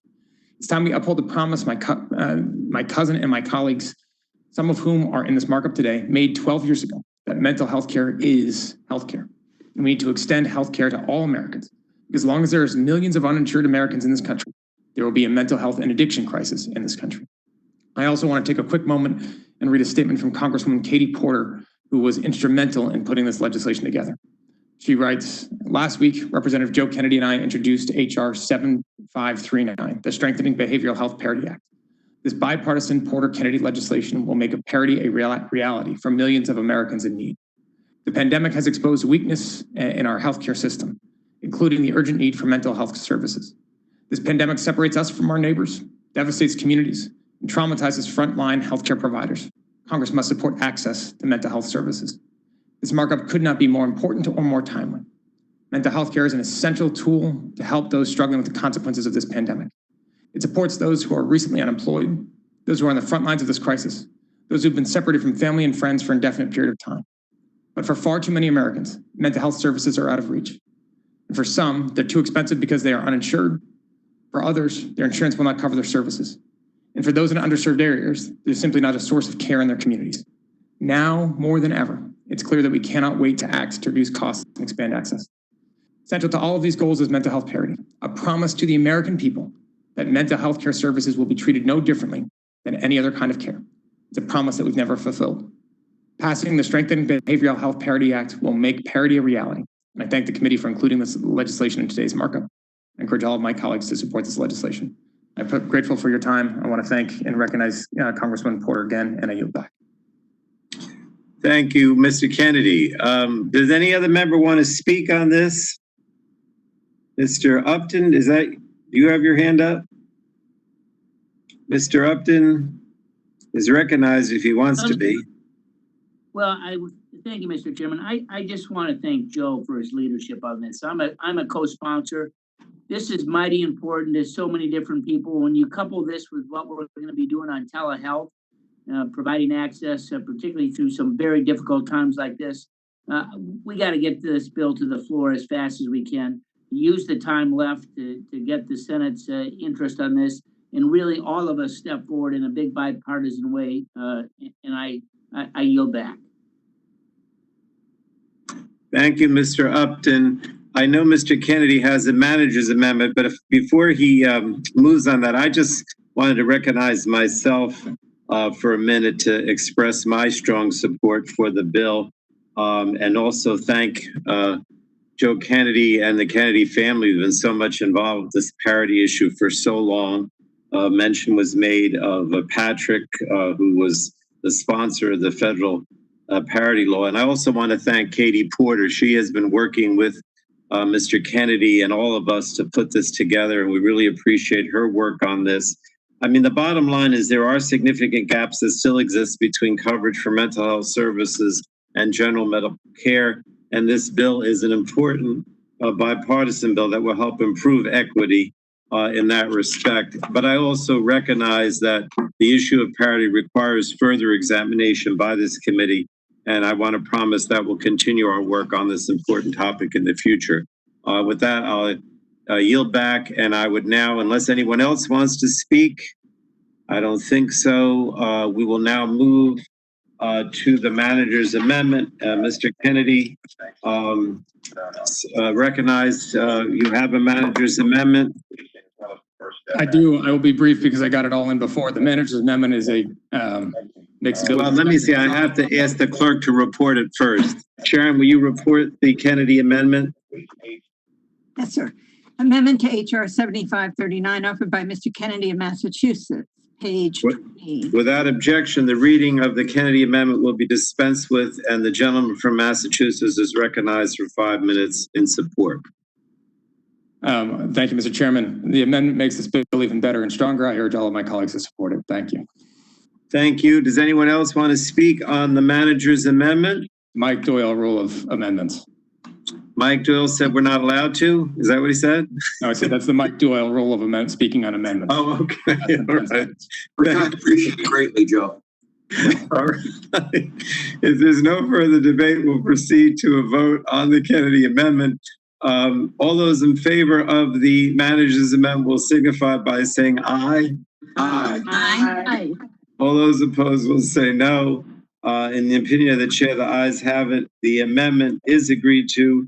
Are there any further amendments to the underlying bill? Hearing none, the question now occurs on favorably reporting HR 7539. Did I hear someone saying they wanted to say something? No? Okay. All right, question now occurs on favorably reporting HR 7539 as amended to the full House. All those in favor of reporting HR 7539 as amended to the House will signify by saying aye. Aye. Aye. Aye. All those opposed will say no. In the opinion of the chair, the ayes have it. The ayes have it, and HR 7539 as amended is reported to the full House. Okay, next we go. Here, pulls up. HR 1646, the Helping Emergency Responders Overcome Act of 2019, and the clerk will report the bill.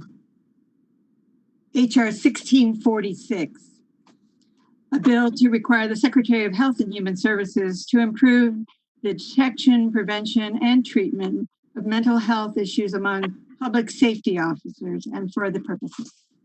Without objection, the first reading of the bill will be dispensed with. The bill is now considered as read. And without objection, the bill is considered as read and open for amendment at any point. Are there any members seeking recognition to speak on the underlying bill, HR 1646? I don't see anyone. No one wants to speak on this? All right.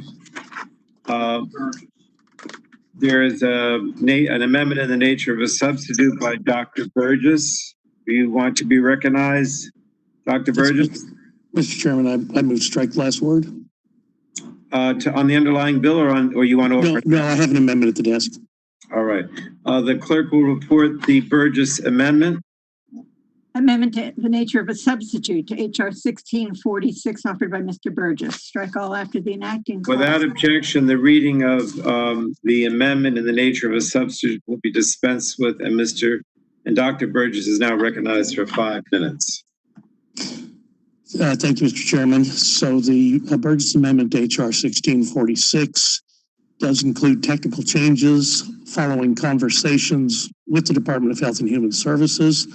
And in addition, and perhaps most importantly, it adds much needed support for the mental health of frontline healthcare workers.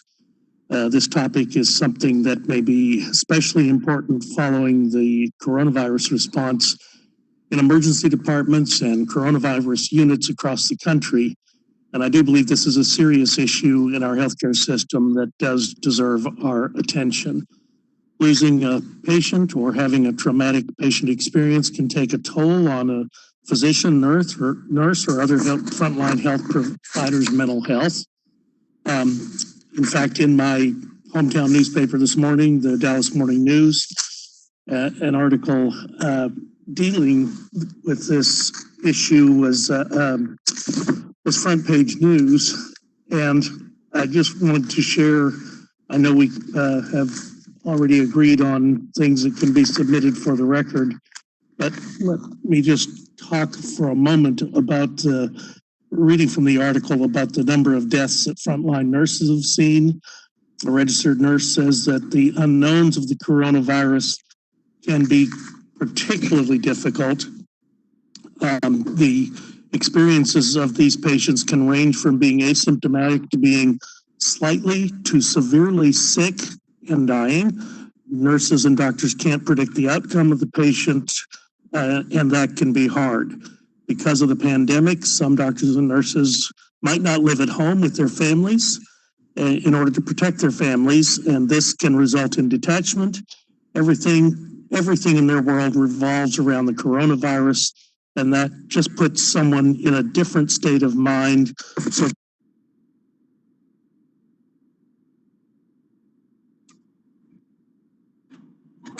I can't hear Dr. Burgess. I don't know what happened. Sorry, technical difficulty. So that their normal routines are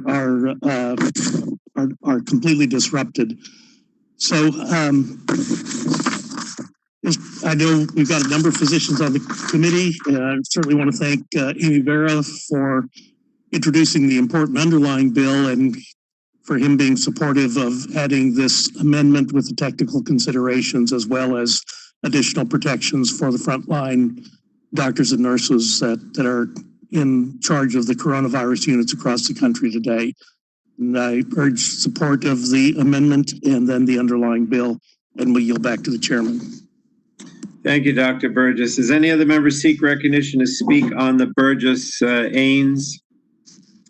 Hearing none, we will go to a voice vote on the Burgess amendment in the nature of a substitute.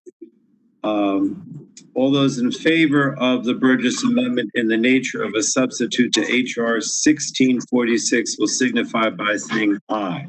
Aye. Aye. Aye. All those opposed will say no.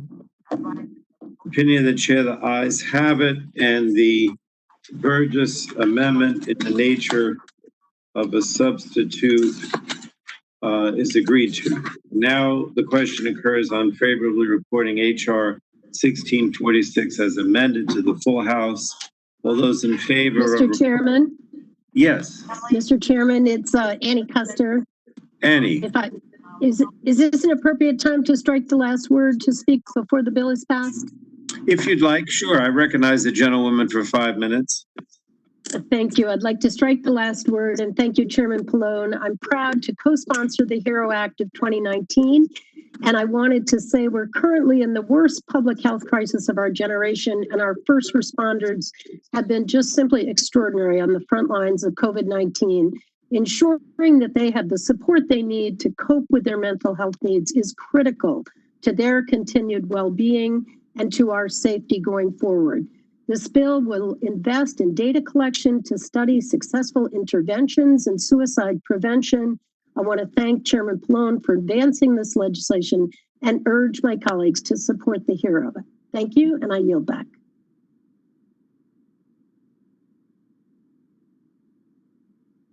Thank the gentlewoman. Does anyone else want to speak before we go to final passage? All right, the question now occurs on favorably reporting HR 1646 as amended to the full House. All those in favor of reporting HR 1646 as amended will signify by saying aye. Aye. All those opposed will say no. Opposed say no. Opinion of the chair, the ayes have it, and HR 1646 as amended is reported to the full House. Our next bill, the chair calls up HR 2117, the Food Allergy Safety Treatment Education and Research, or FASTER Act of 2019, as forwarded by the Subcommittee of Health, and the clerk will report the bill. Committee printed to HR 2117, a bill to improve the health and safety of Americans living with food allergies and related disorders, including potentially life-threatening anaphylaxis, food protein-induced enterocolitis syndrome, and SO. Without objection, the first reading of the bill will be dispensed with. The bill is now considered as read. And without objection, the bill is considered as read and open for amendment at any point. Does anyone want to speak on this bill? Yes. Ms. Eshoo, the chairwoman of the Health Subcommittee, is recognized. Thank you, Mr. Chairman, and I move to strike the last word. This legislation was introduced by Congresswoman Matsui, and the passage of it is a real priority for me. The bill adds sesame as a major allergen for food labeling and allows the FDA through regulation to add other food ingredients as major allergens based on the prevalence and the severity of allergic reactions to the food ingredient. I had contacted the FDA to see if this could be done administratively, and here was their answer. It would take them approximately 7 years to do this. So needless to say, I wasn't very pleased with that. And Congresswoman Matsui took up the legislation.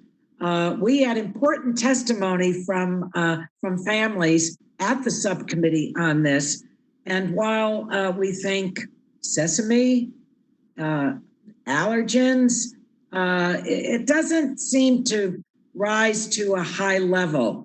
But this is an attack on the body of children, especially. So this is, again, this is a high priority for me. So I urge all of my colleagues to support it. I think we've proven that we can speed past the FDA by passing this legislation. So thank you, and I yield back. Thank the chairwoman, and would now recognize the sponsor, the gentlewoman from California, Ms. Matsui. I think you have to unmute, Doris. Thank you, Mr. Chairman. And I move to strike the last word. I'd like to thank my colleague, Ms. Eshoo, for her comments. For the more than 32 million Americans living with potentially life-threatening food allergies, as my son Robbie does, Ingredient labels are essential for individuals to make smart and healthy food decisions that protect themselves and their family members. Unfortunately, allergen labeling information does not exist for sesame, leaving more than 1.5 million Americans with a sesame allergy in the dark about what foods to avoid. That's why I first introduced the FASTER Act, a bill that requires sesame to be labeled in the same way we alert consumers to other common allergens like milk, eggs, and peanuts. The FASTER Act also lays critical groundwork for conducting the research necessary to find new treatments for food allergies. This bipartisan solution provides food allergy families with the life-saving information and care they need.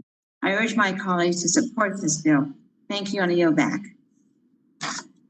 Thank the gentleman. Mr. Kennedy still has his electronic hand up, but I think that's left over, so we'll move on. Anyone else want to be recognized to speak on the bill?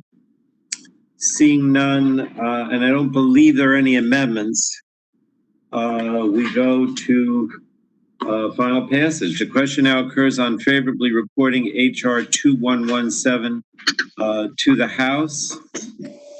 All those in favor of reporting HR 2117 to the House will signify by saying aye. Aye. Aye. All those opposed will say no. In the opinion of the chair, the ayes have it, and HR 2117 is reported to the full House. The next bill, the chair calls up HR 2271, Scarlet Sunshine on Sudden Unexpected Death Act, as forwarded by the Subcommittee on Health, and the clerk will report the bill. Committee print to HR 2271. Without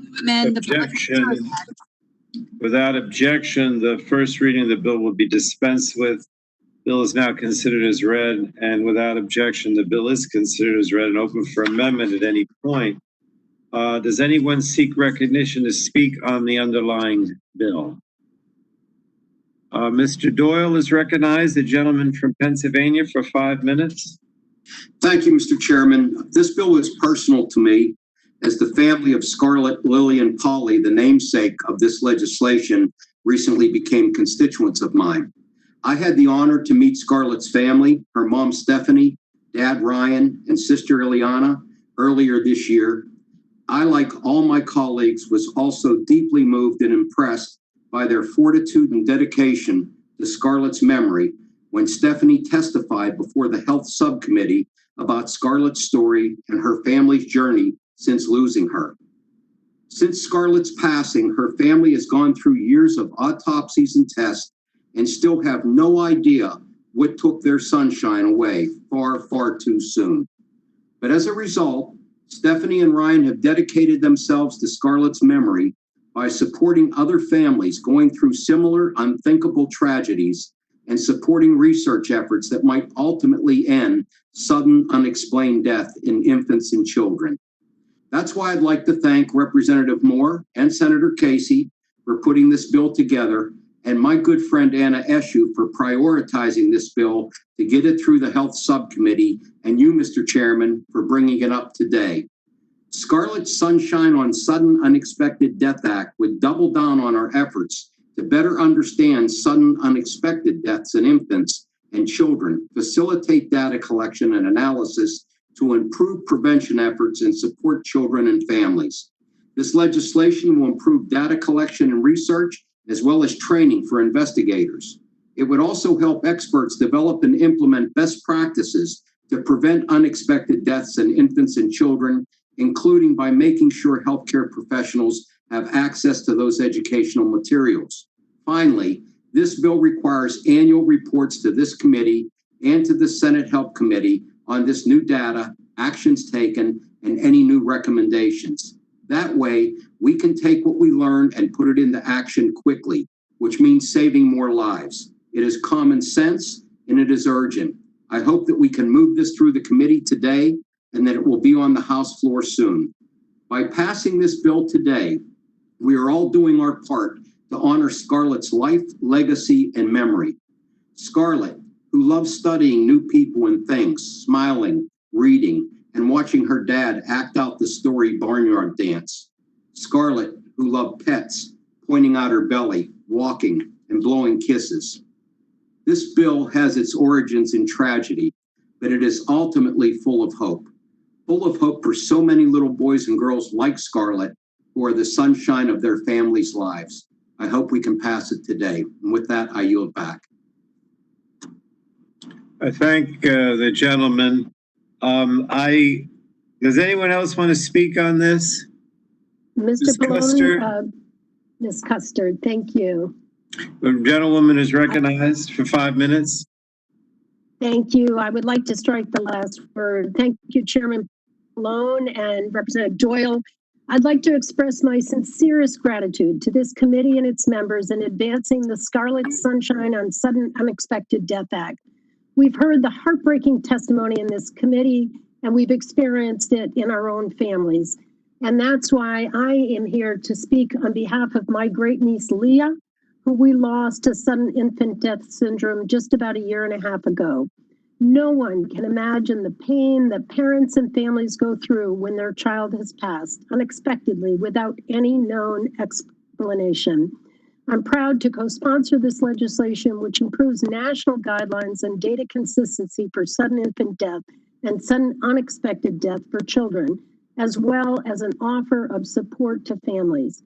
Our family will never be the same without Leah, but I will keep fighting to improve child and maternal care to prevent families from losing a precious young one. And I'm so delighted to have a photo of Leah with me today. I thank you, and I yield back. Thank the gentlewoman. Does anyone else seek to speak on HR 2271? I didn't see anyone. And I don't believe we have any amendments. So we will move to final passage by voice vote. The question now occurs on favorably reporting HR 2271 to the House. Those in favor of reporting HR 2271 to the full House will signify by saying aye. Aye. Aye. All those opposed will say no. In the opinion of the chair, the ayes have it. HR 2271 is reported to the full House. The next bill, the chair calls up HR 2468, the School-Based Allergies and Asthma Management Program Act, as forwarded by the Subcommittee on Health, and the clerk will report the bill. Committee print to HR 2468, a bill to amend the Public Health Service Act to increase the preference given in awarding certain allergies and asthma-related grants to states that require certain public schools to have allergies and asthma management programs and for other purposes. Without objection, the first reading of the bill will be dispensed with. The bill is now considered as read. And without objection, the bill is considered as read and open for amendment at any point. Are there any members seeking recognition to speak on the underlying bill? I don't see anyone who says they're looking to speak. So we will move to amendments, but I don't believe we have any. And so we will then move to final passage by voice. The question now occurs on favorably reporting HR 2468 to the full House. All those in favor of reporting HR 2468 to the House will signify by saying aye. Aye. Aye. All those opposed will say no. Opinion of the chair, the ayes have it, and HR 2468 is reported to the House. The next bill I have, the chair calls up HR 4564, the Suicide Prevention Lifeline Improvement Act of 2019, and the clerk will report the bill. HR 4564, a bill to amend the Public Health Service Act to ensure the provision of high quality service through the Suicide Prevention Lifeline and for other purposes. Without objection, the first reading of the bill will be dispensed with, and the bill is now considered as read. And without objection, the bill is considered as read and open for amendment. Are there any members seeking recognition to speak on the underlying bill, HR 4564? I don't see anyone's hand up. Who's that? Annie, you don't want to speak on it, do you? No, Okay. no, I'm done for the day. Thank you, Frank. All right, thanks. All right, if no one else wants to speak on it, are there any amendments to the bill? I don't think so. So we'll go to final passage. The question now occurs on favorably reporting HR 4564 to the full House. All those in favor of reporting HR 4564 to the House will signify by saying aye. Aye. Aye. All those opposed will say no. Opinion of the chair, the ayes have it. HR 4564 is reported to the full House. The next bill the chair calls up HR 4585, the Campaign to Prevent Suicide Act. Clerk will report the bill.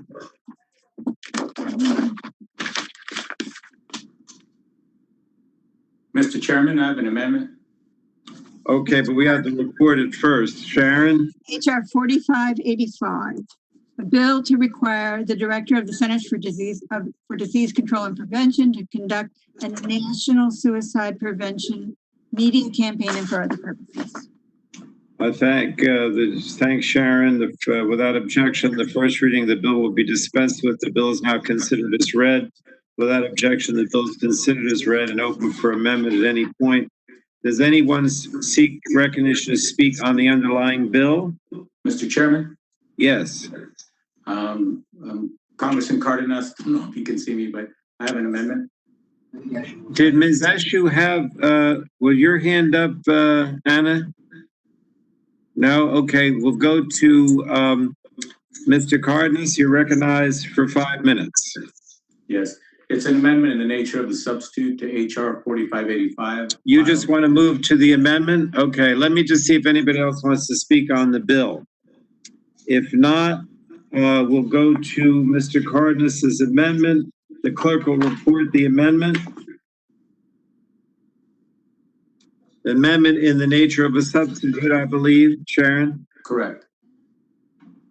Amendment in the nature of a substitute to HR 4585 offered by Mr. Cardenas. Without objection, the reading of the amendment in the nature of a substitute will be dispensed with, and Mr. Cardenas is now recognized for 5 minutes. Thank you, Mr. Chairman. This amendment makes technical and conforming changes to an important bill, HR 4585, the Campaign to Prevent Suicide Act. These changes are based on feedback from HHS, Health and Human Services, and we worked with our Republican colleagues on the amendment, and I appreciate all the cooperation and good work that we've done on both sides of the aisle. I encourage a yes vote from my colleagues, and thank you very much, and I yield back, Mr. Chairman. Thank the gentleman. Did Ms. Eshu, did you want to speak on this? Yes, just very briefly, strike the last word, Mr. Chairman. Gentlewoman is recognized. Thank you. I want to thank the authors of the legislation, and in particular, Congressman Beyer. He has long held interest and really a passion about this issue of suicide. And so I just want to say bravo to him and the work that's been done. This is a good bill, a very good bill, and I think it's going to make a difference in our country. So with that, I yield back and thank you. I thank the gentlewoman. So we're now on the Cardenas-Ains. Does anyone else want to speak on that? Hearing none, we will go to a voice vote on Cardenas-Ains to the gentleman's amendment in the nature of a substitute. All those in favor of the amendment in the nature of a substitute to HR 4585 will signify by saying aye. Aye. All those opposed will say no. In the opinion of the chair, the ayes have it, and the Cardenas amendment in the nature of a substitute to HR 4585 is agreed to. We now go to the question that occurs on favorably reporting HR 4585 as amended to the full House. Mr. Chairman? Yes, the Vice Chair. Yes, Mr. Chairman, I also have an Ains HR 4194. Oh, This is an Ames 24585, the suicide prevention bill, or is it different? It is, Mr. Chairman. Okay. The gentlewoman is recognized.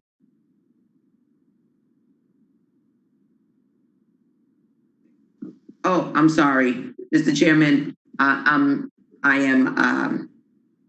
withdrawing. I had my timing off.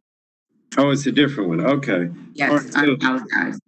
All right, so we'll get to that. So Yeah. What we're doing now is the question now occurs on favorably reporting HR 4585 regardless to the full House. All those in favor of reporting HR 4585 as amended will signify by saying aye. Aye. Aye. And all those opposed will signify by saying no. Opinion of the chair, the ayes have it, and HR 4585 as amended is reported to the full House. The next bill the chair calls up is Mr. HR. Chairman? Yes. Mr. Chairman, could I speak to the bill, even though it's just passed? The Suicide Prevention Act? Yeah. Yes. Yeah, Sure. okay. The gentlewoman is recognized. I strike the last word. Mr. Chairman, I move to strike the last word. I'm glad our committee has several bills that are dealing with the important issue of suicide. As co-founder and as co-chair of the House Democratic Caucus Task Force on Aging and Families, along with my friend Doris Matsui, I'm very concerned that older Americans are at high risk of suicide and more likely to die after suicide attempts. So I really appreciate the efforts that have been made. I also wanted to say I'm also very pleased that we are moving two critical bills to strengthen mental health care today.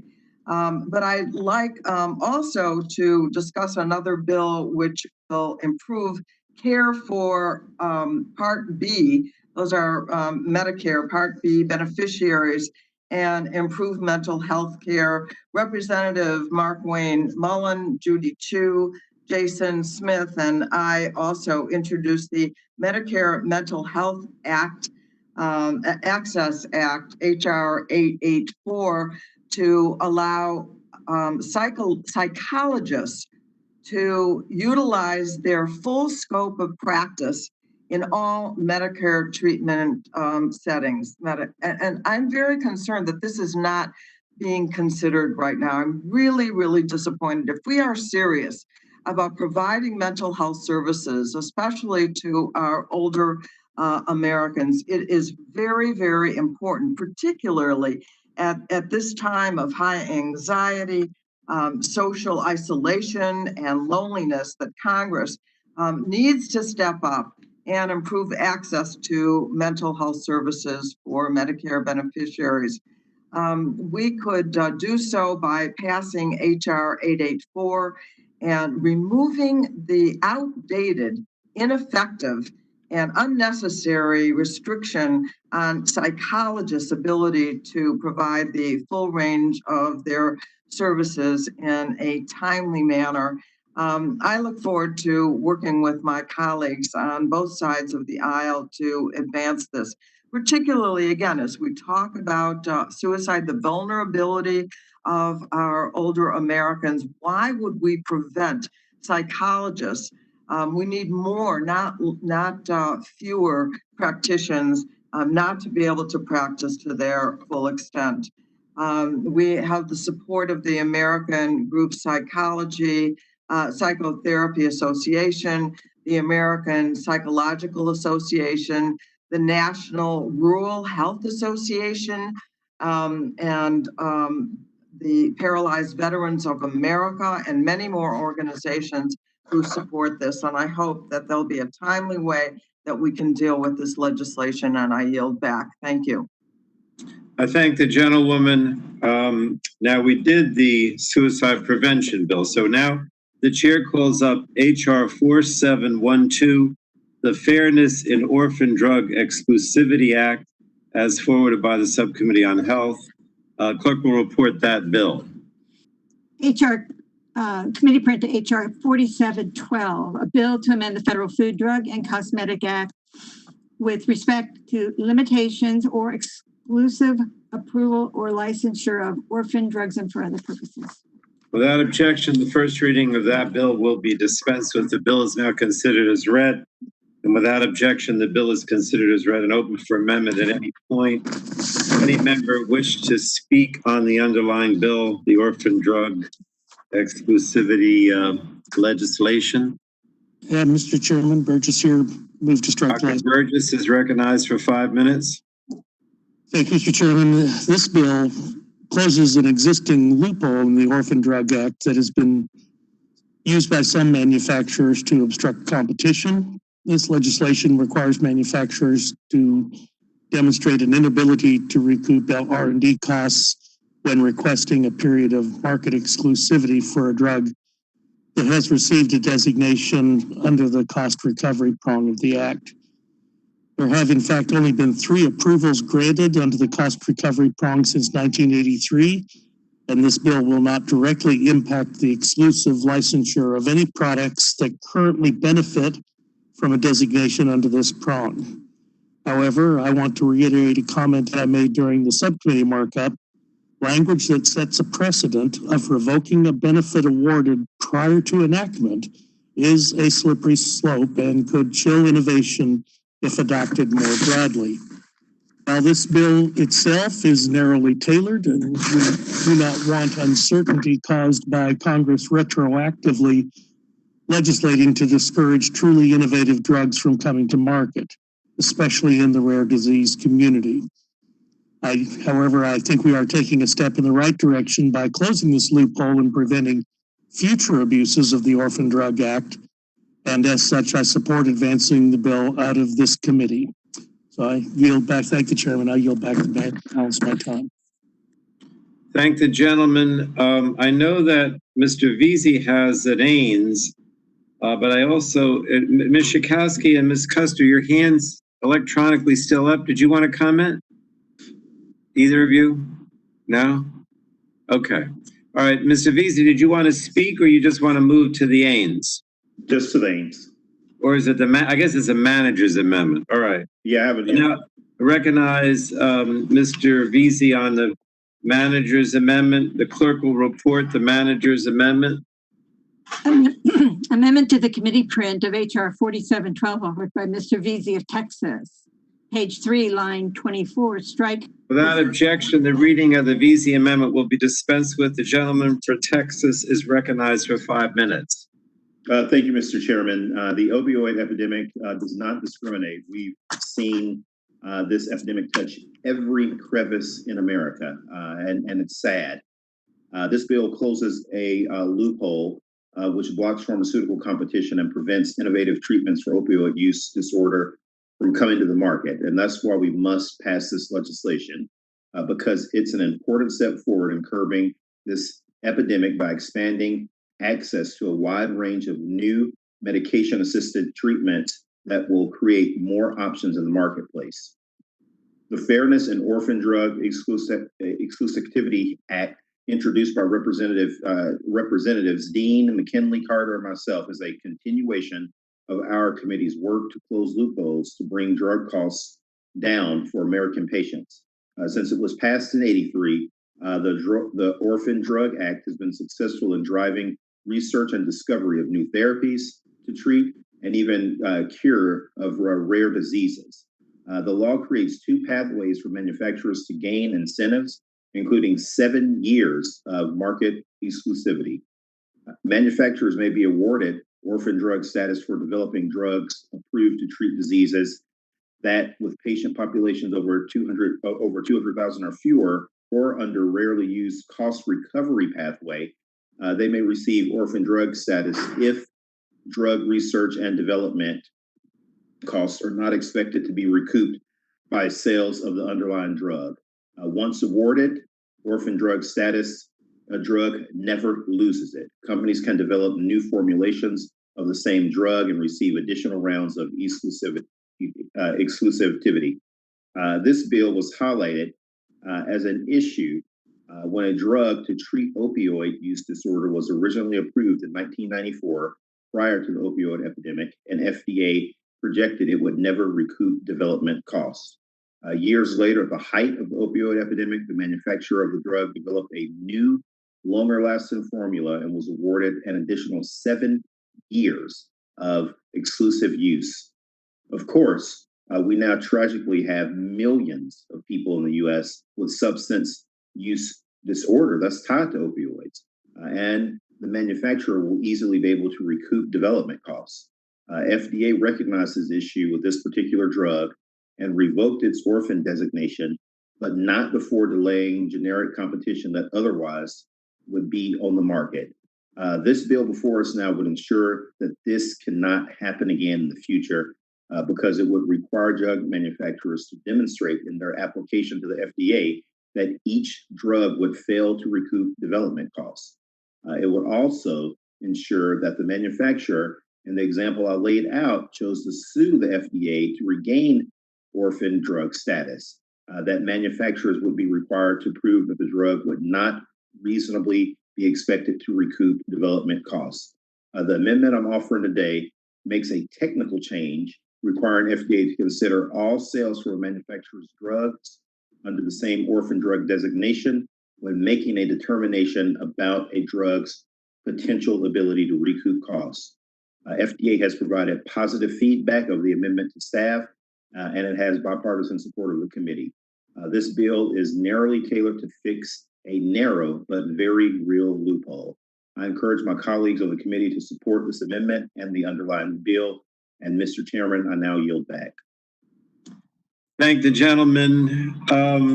Mr. Chairman, I would like to speak if I could. I put my hand. Yes, the gentlewoman from Illinois is recognized. I think it's really important that we do make some fixes to the orphan drug bill. We had an experience not long ago when the company Gilead went to the FDA and said that they wanted orphan drug status for remdesivir, which has proven to be of some help with those people who have contracted COVID-19. But they went just at the point that they could ask for orphan drug status because there were about 200,000 people at the time. We kind of wish it were that now that had contracted COVID-19. And there were such, because they would get 7 years of exclusivity. Well, there was such an outpouring of opposition to that idea that Gilead scuttled back to the FDA and said, "Oh, never mind, we don't want orphan drug status after all," and withdrew it. This is something that it could have been billions and billions and billions of dollars to Gilead, and it would have been really a scam because they wanted to get it just at the moment that they could, but not a moment later. And so I'm just pleased that we're being more careful about this issue of orphan drug status if we want to maintain affordability of prescription drugs. And I yield back. Thank the gentlewoman. Any other members seek recognition to speak on the VZ Manager's Amendment? Hearing none, we'll go to a voice vote on the Manager's Amendment. All those in favor of the VZ Manager's Amendment will signify by saying aye. Aye. Aye. Aye. Aye. All those opposed will say no. Opinion of the chair, the ayes have it, and the amendment is agreed to. Don't think we have any further amendments, so we'll go to final passage. The question now occurs on favorably reporting HR 4712 as amended to the full House.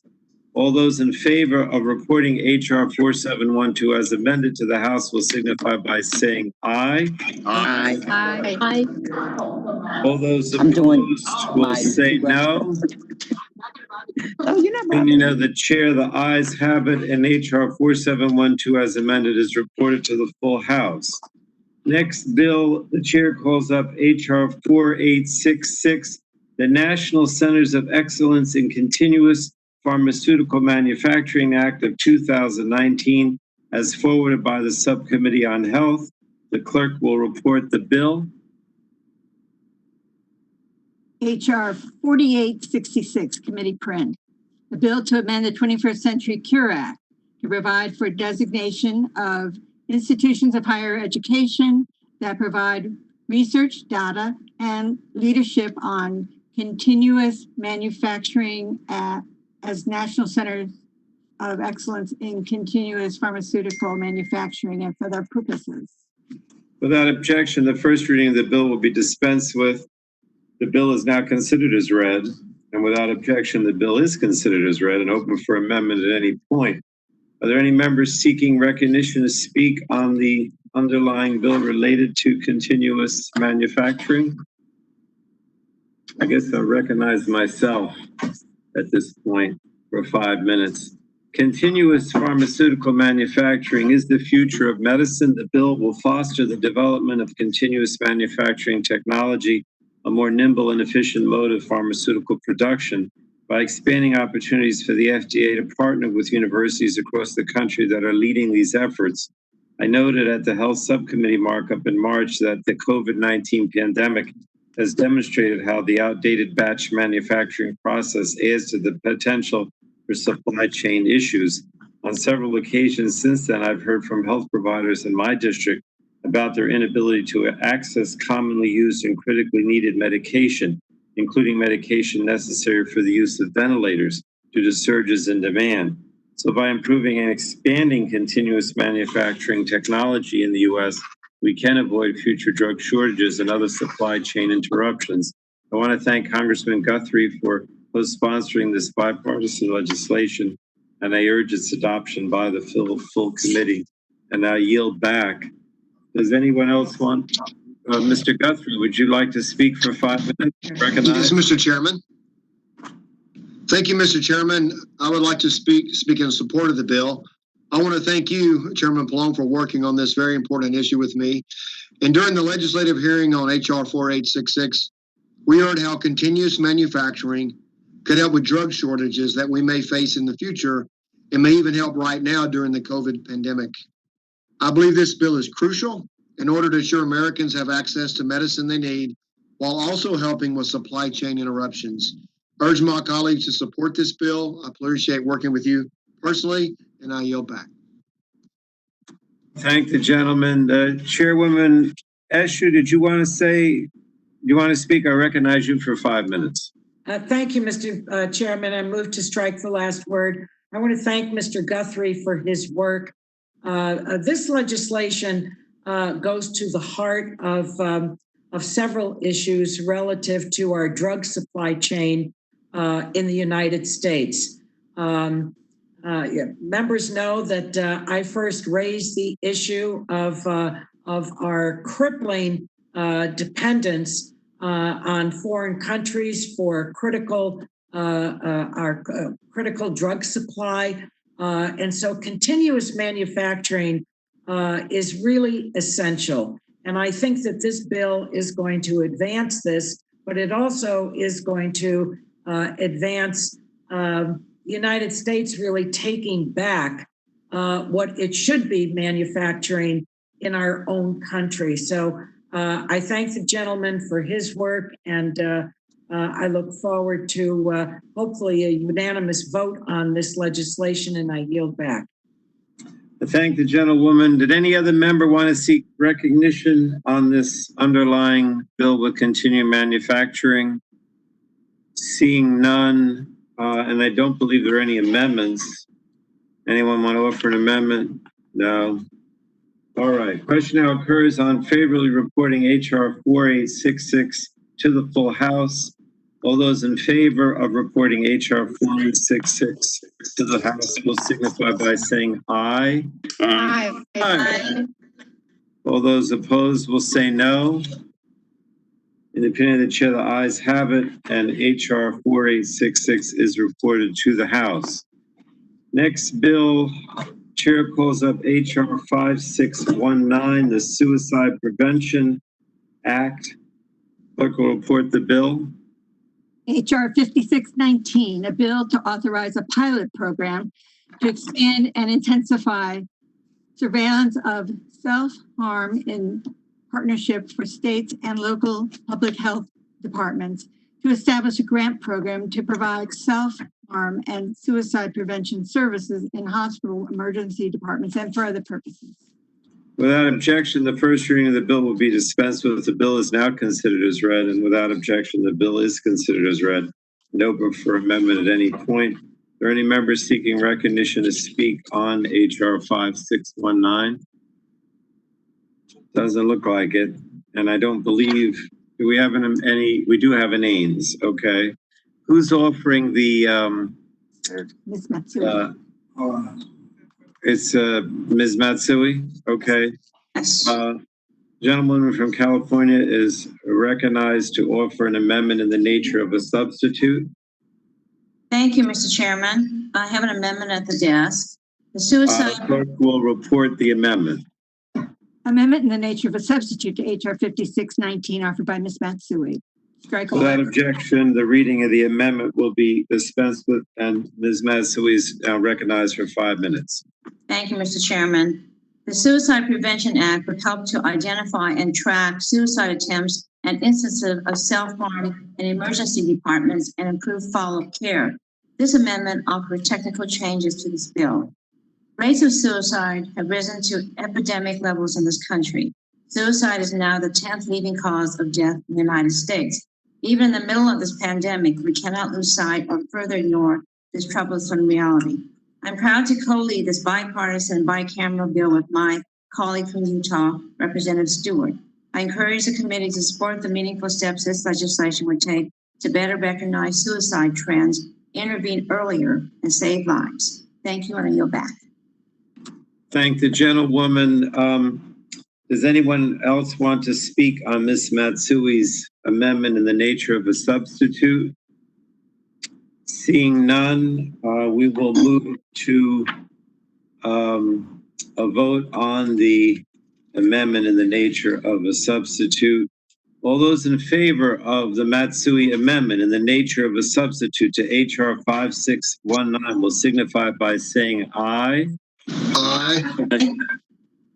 All those opposed will say no. In the chair, the ayes have it. The amendment in the nature of a substitute to HR 5619 is agreed to. We'll now move to final passage of HR 4619 as amended.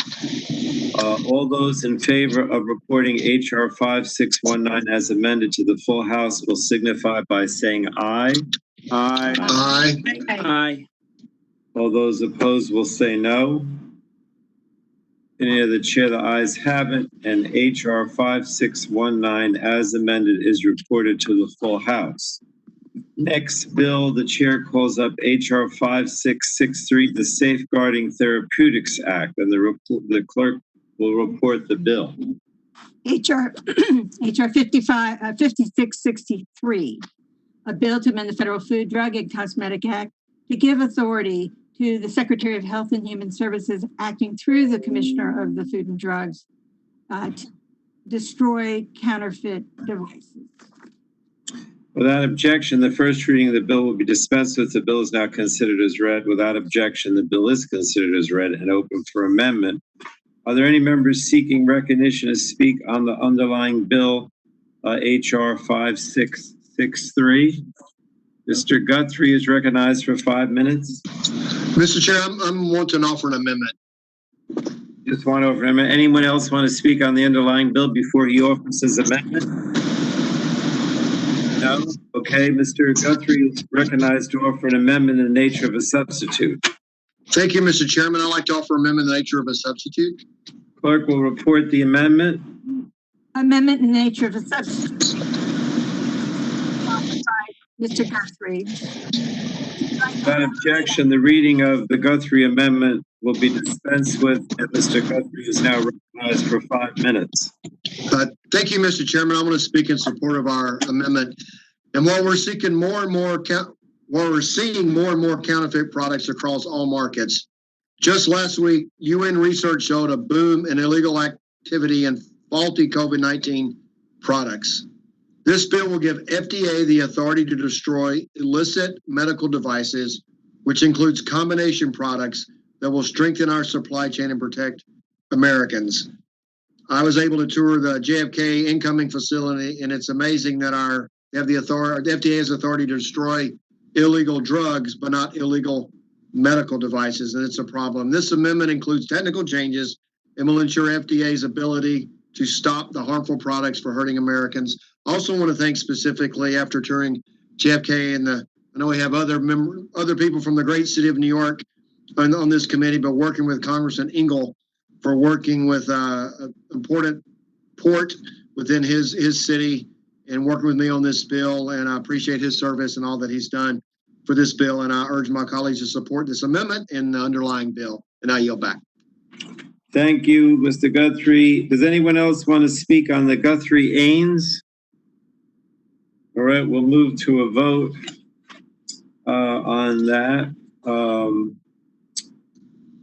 All those in favor of the Guthrie amendment in the nature of a substitute to H.R. 5663 will signify by saying aye. Aye. All those opposed will say no. Opinion of the chair, the ayes have it.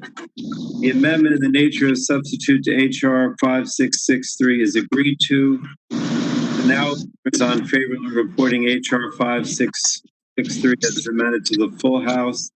All those in favor of reporting H.R. 5663 as amended will signify by saying aye. Aye. All those opposed will say no. Any of the chair, the ayes have it. H.R. 5663 as amended is reported to the House.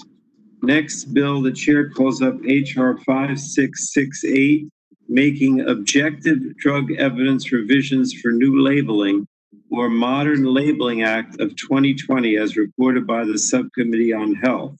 The clerk will report the bill. H.R. 5668. A bill to amend the Federal Food, Drug, and Cosmetic Act to modernize the labeling of certain generic drugs and for other purposes.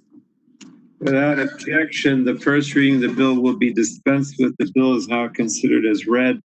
Without objection, the bill is considered as read and open for amendment. Any member seeking recognition to speak on the underlying bill, H.R. 5668? Mr. Guthrie, or did I not see your hand up? I'm sorry, I left my hand up from before, but I want to speak on the amendment that's about to be after Ms. Matsui offers her amendment. So I'll leave my hand up, but I don't need to speak. All right, we're going to go to the Matsui Ains. Is that agreeable to everyone? Ms. Matsui is recognized. Thank you, Mr. Chairman. I have an amendment at the desk. The clerk will report the Matsui Ains. Amendment in the nature of a substitute to H.R. 5668 offered by Ms. Matsui. Strike all. Without objection, the reading of the Matsui amendment will be dispensed with. The gentlewoman from California is recognized for 5 minutes. Thank you, Mr. Chairman. Prescription drug labels are the most readily available and trusted sources of drug information. The Modern Labeling Act would support FDA's ability to update older treatment labels to reflect the latest clinical evidence when appropriate. This amendment further clarifies the timeline and process for selecting generic drugs eligible for label changes using the new modern framework. Importantly, it ensures that label changes solely related to safety information must continue to go through FDA's existing safety pathway. I thank the committee and my co-lead, Representative Brett Guthrie, for the bipartisan work that went into improving this bill since our subcommittee markup. Modern generic drug labels are key to optimizing use, enhancing patient benefit, and facilitating greater use of lower cost generics. I encourage my colleagues to support this important bill, and I yield back. Thank the gentlewoman. Mr. Guthrie is recognized for 5 minutes. Thank you, Mr. Chairman. I would like to strike the last word in support of this amendment. Congresswoman Matsui and her staff, committee staff, and my staff have been working hard to ensure that the labels of generic drugs with no brand can be safely updated in order to ensure patients receive the best possible care. I'm glad we've been able to work in a bipartisan way on this bill and urge my colleagues to support this bill and this amendment. I yield back. Thank the gentleman. Anyone else want to speak on the Matsui Ames? No? Then we'll move to a vote on the Matsui Ames. All those in favor of the amendment in the nature of a substitute to HR 5668 will signify by saying aye. Aye. All those opposed will say no. No. The amendment in the nature of a substitute to HR 5668 is agreed to. Move to final passage. Question now occurs on favorably reporting HR 5668 as amended to the House. All those in favor of reporting HR 5668 as amended to the House will signify by saying aye. Aye. Aye. All those opposed will say no. The opinion of the chair, the ayes have it, and HR 5668 as amended is reported to the House. Chair calls up HR 7574, the Strengthening America's Strategic National Stockpile Act of 2020. And the clerk will report that bill. HR 7574, a bill to amend the Public Health Service Act with respect to the Strategic National Stockpile and for the purposes. Without objection, the first reading of the bill will be dispensed with. The bill is now considered as read, and without objection, the bill is considered as read and open for amendment. Any members seek recognition to speak on the underlying bill dealing with the SNS? Gentlewoman from California, the chairwoman is recognized. Thank you, Mr. Chairman, and I move to strike the last word on this legislation. We all know that COVID-19 has really laid bare many sad and startling realities in our country. One of the most surprising to me, and I think to many others, is that the Strategic National Stockpile, which was established in 2003 to respond to public health emergencies like the one we're currently experiencing, was completely unprepared for the current outbreak. When we opened the door of the SNS, the cupboard was bare and American lives were lost. So today we're considering this legislation to address some of these shortcomings. I'm very pleased that the legislation includes my bill with Representative Brooks to allow the SNS to sell and transfer soon to be expired supplies to other government agencies, stretching taxpayer dollars so that we can respond to the current pandemic and be prepared for the one that follows this one. This legislation also requires that the contents of the SNS be in good working order and mandates that the Assistant Secretary for Preparedness and Response, ASPR, and CDC implement a transparent process for the use and the distribution of such supplies. The bill increases reporting on how supplies are procured for the SNS. We really need this, and requests for supplies during the ongoing pandemic.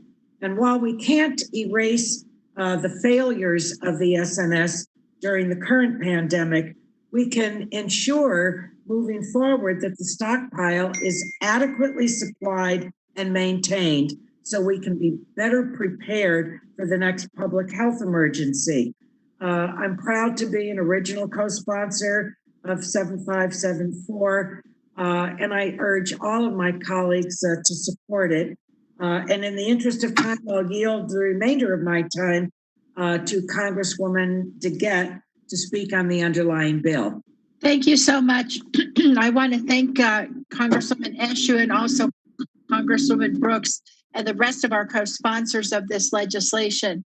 As the chair said, this bill will strengthen the strategic national stockpile by improving product availability and implementing transparent processes for deploying much needed supplies. As we see the number of cases increase nationwide, including in my home state of Colorado, we once again are concerned about a supply shortage of PPE, respirators, and ventilators.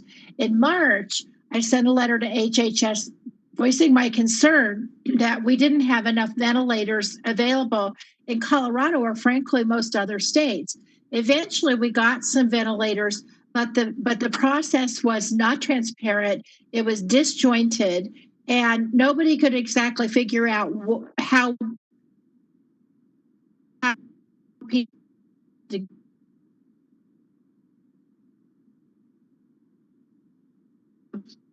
in terms of supplies available at all.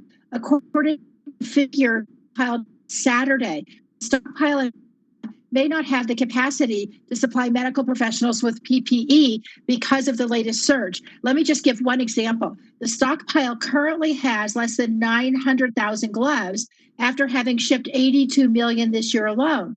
Folks, we got to get cracking here because if you think it's bad now, just wait till the fall. So I'm glad that the committee's taking a bipartisan step to put proper protocols and accountability measures for the stockpile in place. This is a really important bill in a really important markup. Thank you, Mr. Chairman. Thanks, Ms. Eshoo, and I yield back. The gentlewoman, Ms. Eshoo, yields back. Thank you, Mr. Chairman. I see a number of hands up. Believe that gentlewoman from Indiana, Ms. Brooks, is next. She's recognized for 5 minutes. Thank you, Mr. Chairman. Move to strike the last word. Gentlewoman is recognized. Thank you, and thank you so much for bringing this critically important bill forward today.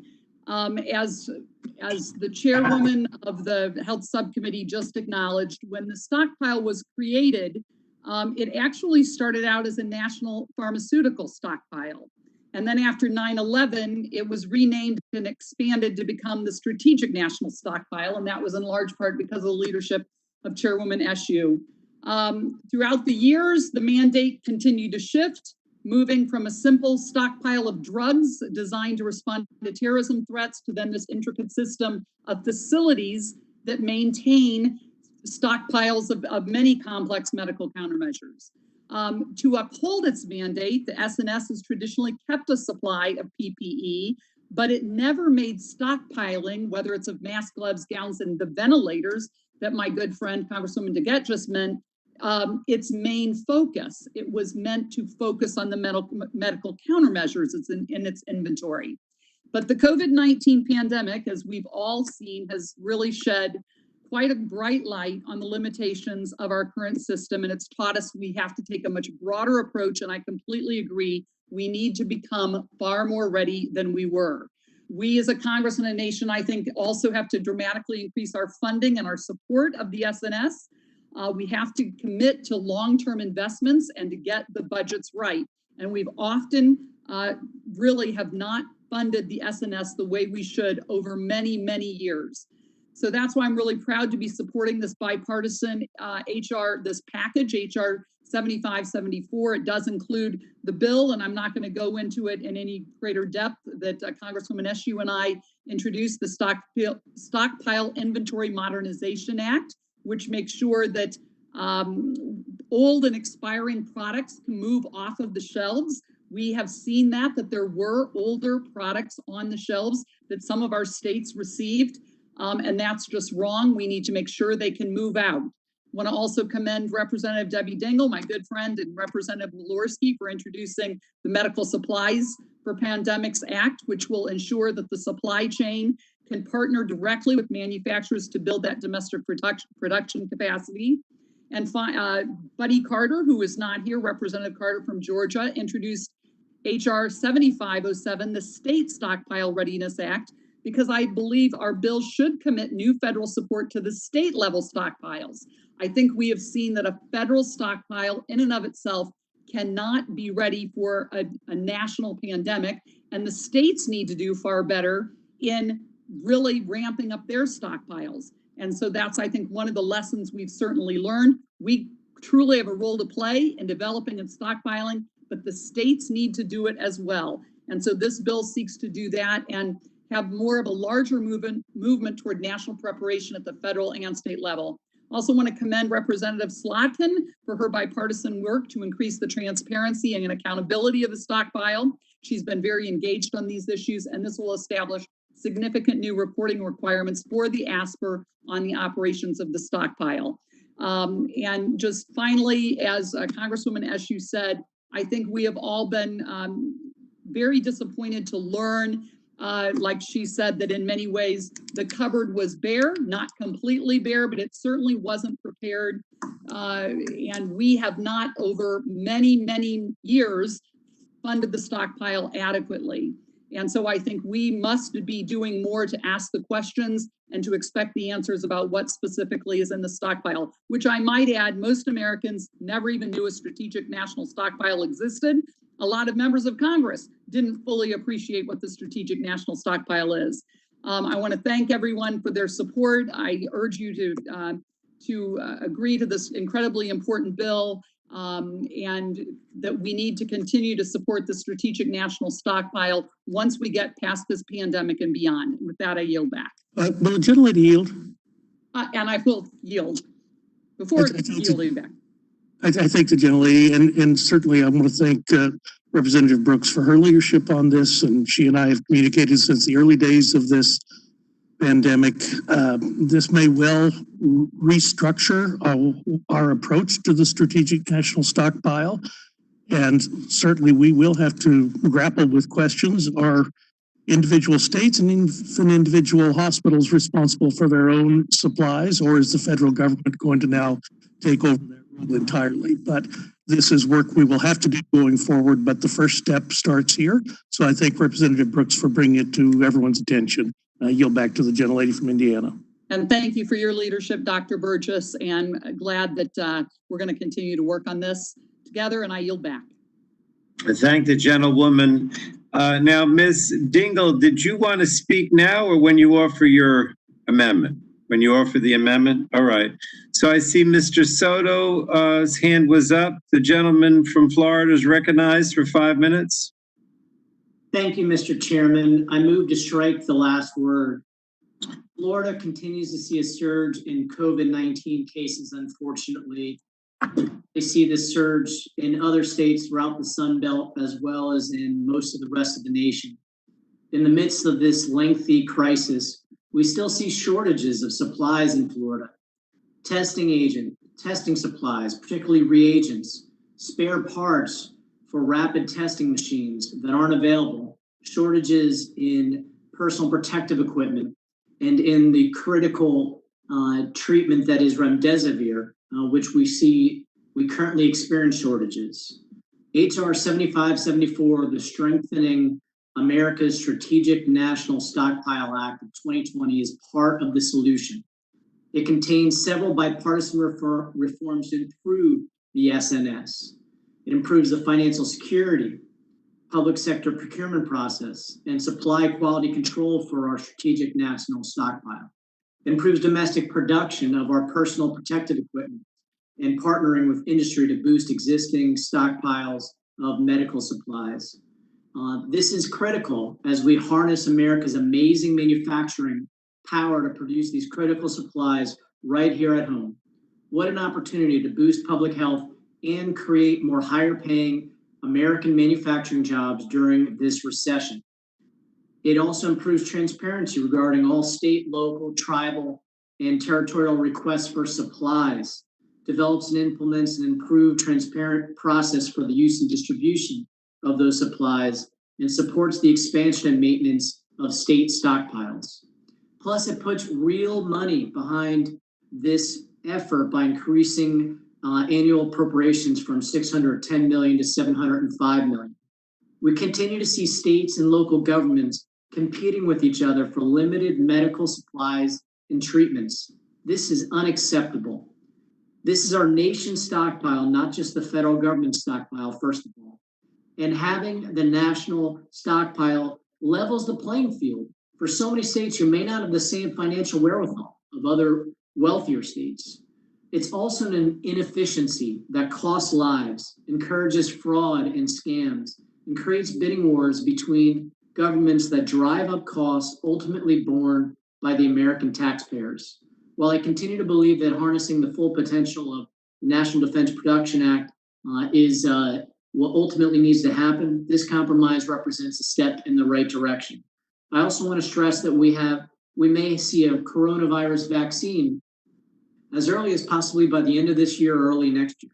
We must continue this good work by harnessing the power of the strategic national stockpile, or at the very least have a national strategy to ramp up production of any potential vaccine and ensure the equitable distribution of any vaccine, particularly prioritizing seniors and those with pre-existing conditions.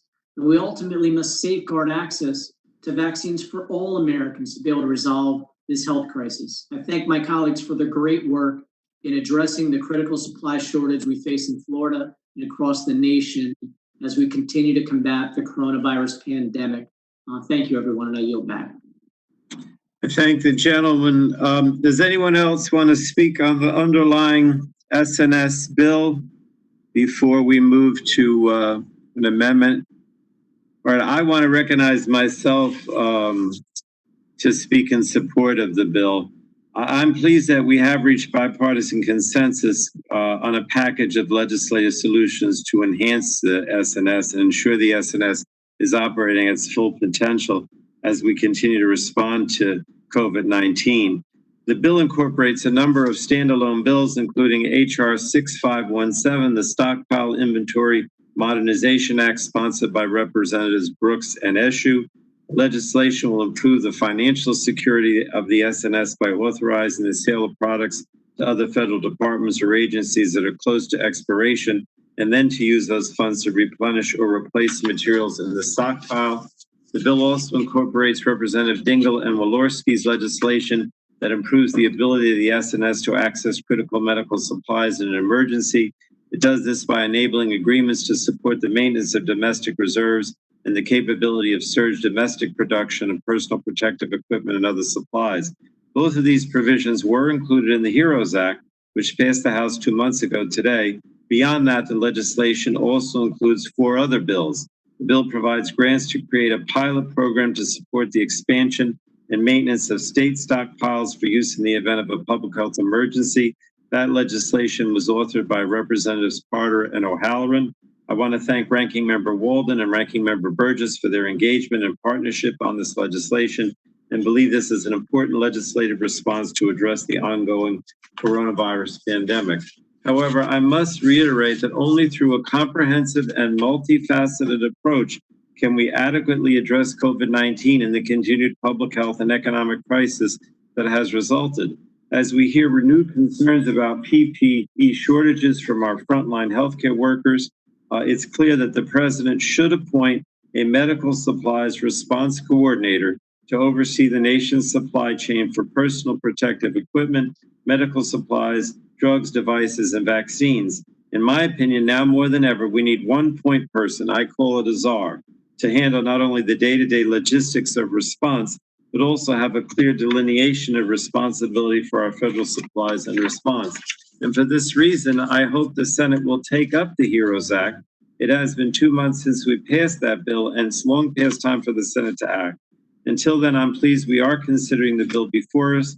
I thank the sponsor, Representative Slotkin, and the many members of our committee who worked hard on this legislation, particularly Chairwoman Eshoo and Representative Brooks. And I urge my colleagues to support the manager's amendment, which we'll take up next, and the underlying bill. And I yield back. Now, I think no one else said they wanted to speak on the underlying bill unless they change their mind. We'll then move to Ms. Dingell, who has a manager's amendment. The gentlewoman from Michigan is recognized.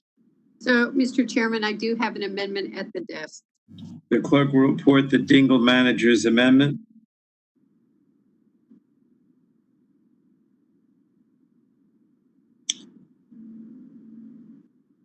Amendment to H.R. 7574 offered by Mrs. Dingell. Page 2. Without objection, the reading of the Dingell amendment will be dispensed with, and the gentlewoman from Michigan is recognized for 5 minutes.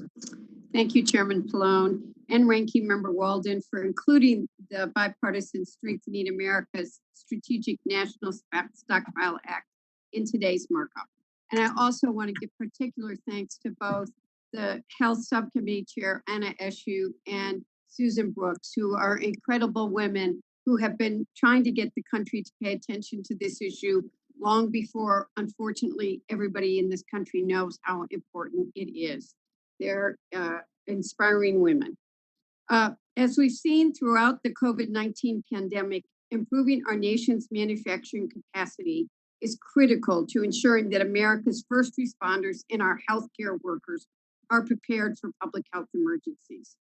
During COVID-19 public health crisis, our frontline healthcare workers have been forced to rely on deficient equipment from overseas manufacturers or expired equipment in the strategic national stockpile.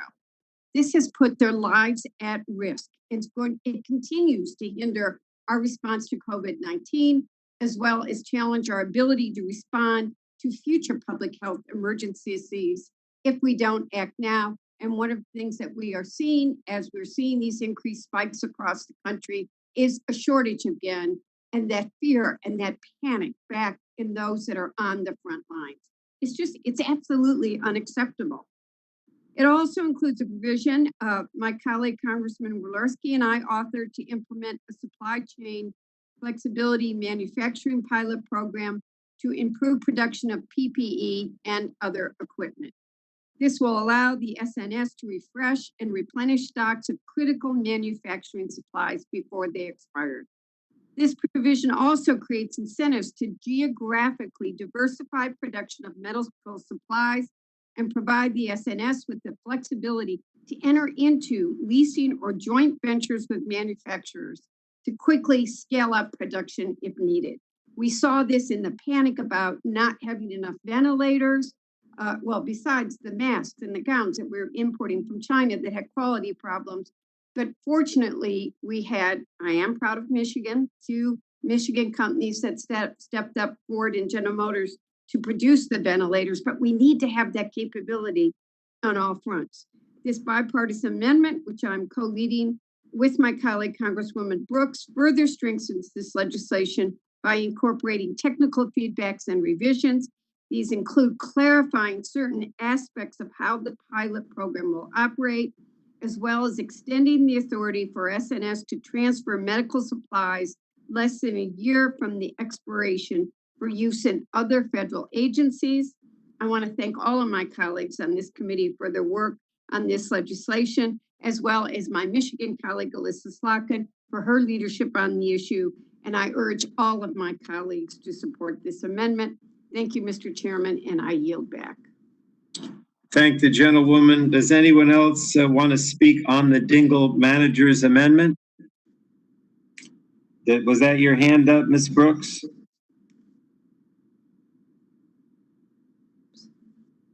I apologize. I failed to take it down, but while I have the floor now, I'll just very briefly just want to thank my colleague and dear friend from Michigan for her leadership on this amendment, and particularly for her work and Representative Walorski's work on ensuring that our manufacturers, obviously the Midwest, we lead in manufacturing in the country, and we're very proud of how so many manufacturing companies that we represent stepped up. Including one in Kokomo, a General Motors plant in Kokomo that began producing ventilators that hopefully will get to Colorado. And so, and all across the country, but just want to thank everybody for the bipartisan support on this really important bill. We know we have work to do, but I also believe that the ASPR is very committed to making sure that the work needs to get done and done in a fair and transparent manner. And I want to thank the staff for working on the technical amendments with ASPR when they came forward and said there were some challenges with the bill, that the staff worked hard to try to get this in a good place. So this is a very sensible, common sense changes to the bill, and I urge support. Yield back. Thank the gentlewoman. Anyone else want to speak on the Dingell Manager's Amendment? Hearing none, we'll proceed to a voice vote on that amendment. All those in favor of the Dingle amendment will signify by saying aye. Aye. All those opposed will say no. Opinion of the chair, the ayes have it. The Dingle amendment is agreed to. I don't think we have any further amendments, do we? No. So the question now occurs unfavorably reporting HR 7574 as amended to the full House. All those in favor of reporting HR 7574 as amended to the House will signify by saying aye. Aye. All those opposed will say no. Opinion of the chair, the ayes have it. HR 7574 as amended is reported to the House. Chair now calls up HR 451, Don't Break Up the T-Ban Act of 2019, as forwarded by the Subcommittee on Communications and Technology. Clerk will report the bill. Committee print HR 4451, a bill to repeal the section of the Middle Class Tax Relief and Job Creation Act of 2012 that requires the Federal Communications Commission to reallocate and auction the T-band spectrum. Without objection, the first reading of the bill will be dispensed with. The bill is now considered as read. And without objection, the bill is considered as read and open for amendment. Are there any members seeking recognition to speak on the underlying bill, HR 451? No one? All right. Do we have any amendments to HR 451? Wow, doesn't appear to be. So we'll go right to final passage. The question now occurs on favorably reporting HR 451 to the House. All those in favor of reporting HR 451 to the full House will signify by saying aye. Aye. Those opposed will say no. Opinion of the chair, the ayes have it, and HR 451 is reported to the House. Next, the chair calls up H-Res 549, a resolution reaffirming the commitment to media diversity and pledging to work with media entities and diverse stakeholders to develop common ground solutions to eliminate barriers to media diversity. The clerk will report the bill. House Resolution 549. Whereas the principle that an informed and engaged electorate is critical to a vibrant democracy and deeply rooted in our laws of free speech and underpins the virtues on which we establish our Constitution in order to form a more perfect union, establish justice, ensure domestic tranquility, provide for the common defense, promote the general welfare, and secure the blessings of liberty to ourselves and our posterity. Without objection, I couldn't stop that. That sounded so good. Without objection, the first reading of the bill will be dispensed with. The bill is now considered as read. And without objection, the bill is considered as read and open for amendment. Are any members seeking recognition to speak on the underlying bill HRES 549 with regard to media diversity? Does anyone want to speak on this? Okay. Even with all that well-sounding introduction, we move then to any amendments. Are there any amendments to the bill? No? Okay. So we'll go to final passage. Question now occurs on favorably reporting HRES 549 to the House. All those in favor of reporting HRES 549 to the full House will signify by saying aye. Aye. All those opposed will say no. Opinion of the chair, the ayes have it, and HRES 549 is reported to the House. Chair now calls up HR 4194, the National Suicide Hotline Designation Act of 2019, as forwarded by the Subcommittee on Communications and Technology. Clerk will report the bill. Committee print to HR 4194, a bill to amend the Communications Act of 1934 to direct the Federal Communications Commission to designate 988 as the universal telephone number for the purpose of the National Suicide Prevention and Mental Health Crisis Hotline System, operating through the National Suicide Prevention Lifeline and through the Veterans Crisis Line. Without objection, the first reading of the bill will be dispensed with. The bill is now considered as read. And without objection, the bill is considered as read and open for amendment at any point. Any members seeking recognition to speak on the underlying bill, HR 4194, with regard to suicide hotline? Hearing none. Oh, Ms. Dingle, yes. The gentlewoman from Michigan is recognized for 5 minutes. Thank you, Mr. Chairman. I move to strike the last word.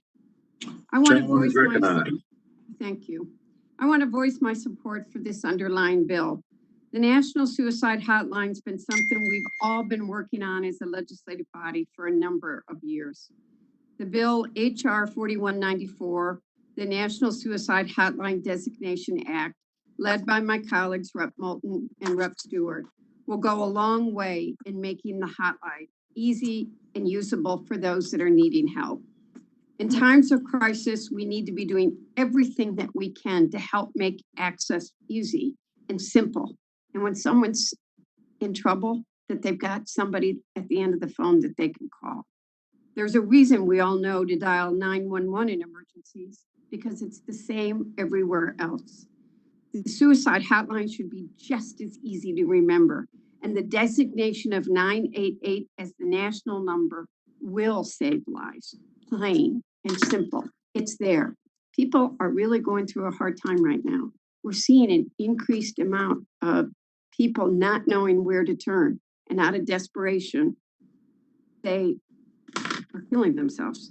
We have more details to work out and technical capabilities and feasibility to consider, but I'm confident in the FCC's ability to study those issues and help provide Congress with the information we need to help those who are in a dark place. This bill directs HHS to provide a strategy for training on addressing the very specific needs of LGBTQ youth who face complicated battles and where expertise is sorely needed. Everyone who calls into the hotline is facing a unique challenge in their lives. And you've got to have people at the end of the phone who are trained that can help in every scenario. It's been a privilege to work on this important bipartisan issue. Our work isn't done, but it's an excellent start. And we owe it to the thousands who are struggling to continue to address this issue. Too many of us know a person that needed help and we weren't there when they needed it. Let's make this a reality. I'm proud to co-sponsor this bill and urge my colleagues to support it, just as we did in subcommittee, and I yield back the balance of my time. I thank the gentlewoman. Does anyone else seek recognition to talk about this legislation? All right. We do have Ms. Clark has a Ames. Not sure I see her, so I think I'm just going to call it up. I would offer an amendment by Ms. Clark in the nature of a substitute, and the clerk will report the amendment. Amendment in the nature of a substitute to HR 4194 offered by Mr. Pallone on behalf of Ms. Clark. Strike all after the enacting clause. And without objection, the reading of the amendment will be dispensed with. And I'm not going to speak on it. I don't know if anyone else wants to. If not, we'll just move to a voice vote on the amendment. All those in favor of the amendment in the nature of a substitute to HR 4194 will signify by saying aye. Aye. Aye. Those opposed will say no. Ayes have it. The amendment in the nature of a substitute to HR 4194 is agreed to. Question on favorably reporting HR 4194 is amended to the full House. All those in favor of reporting HR 4194 as amended will signify by saying aye. Aye. Those opposed will say no.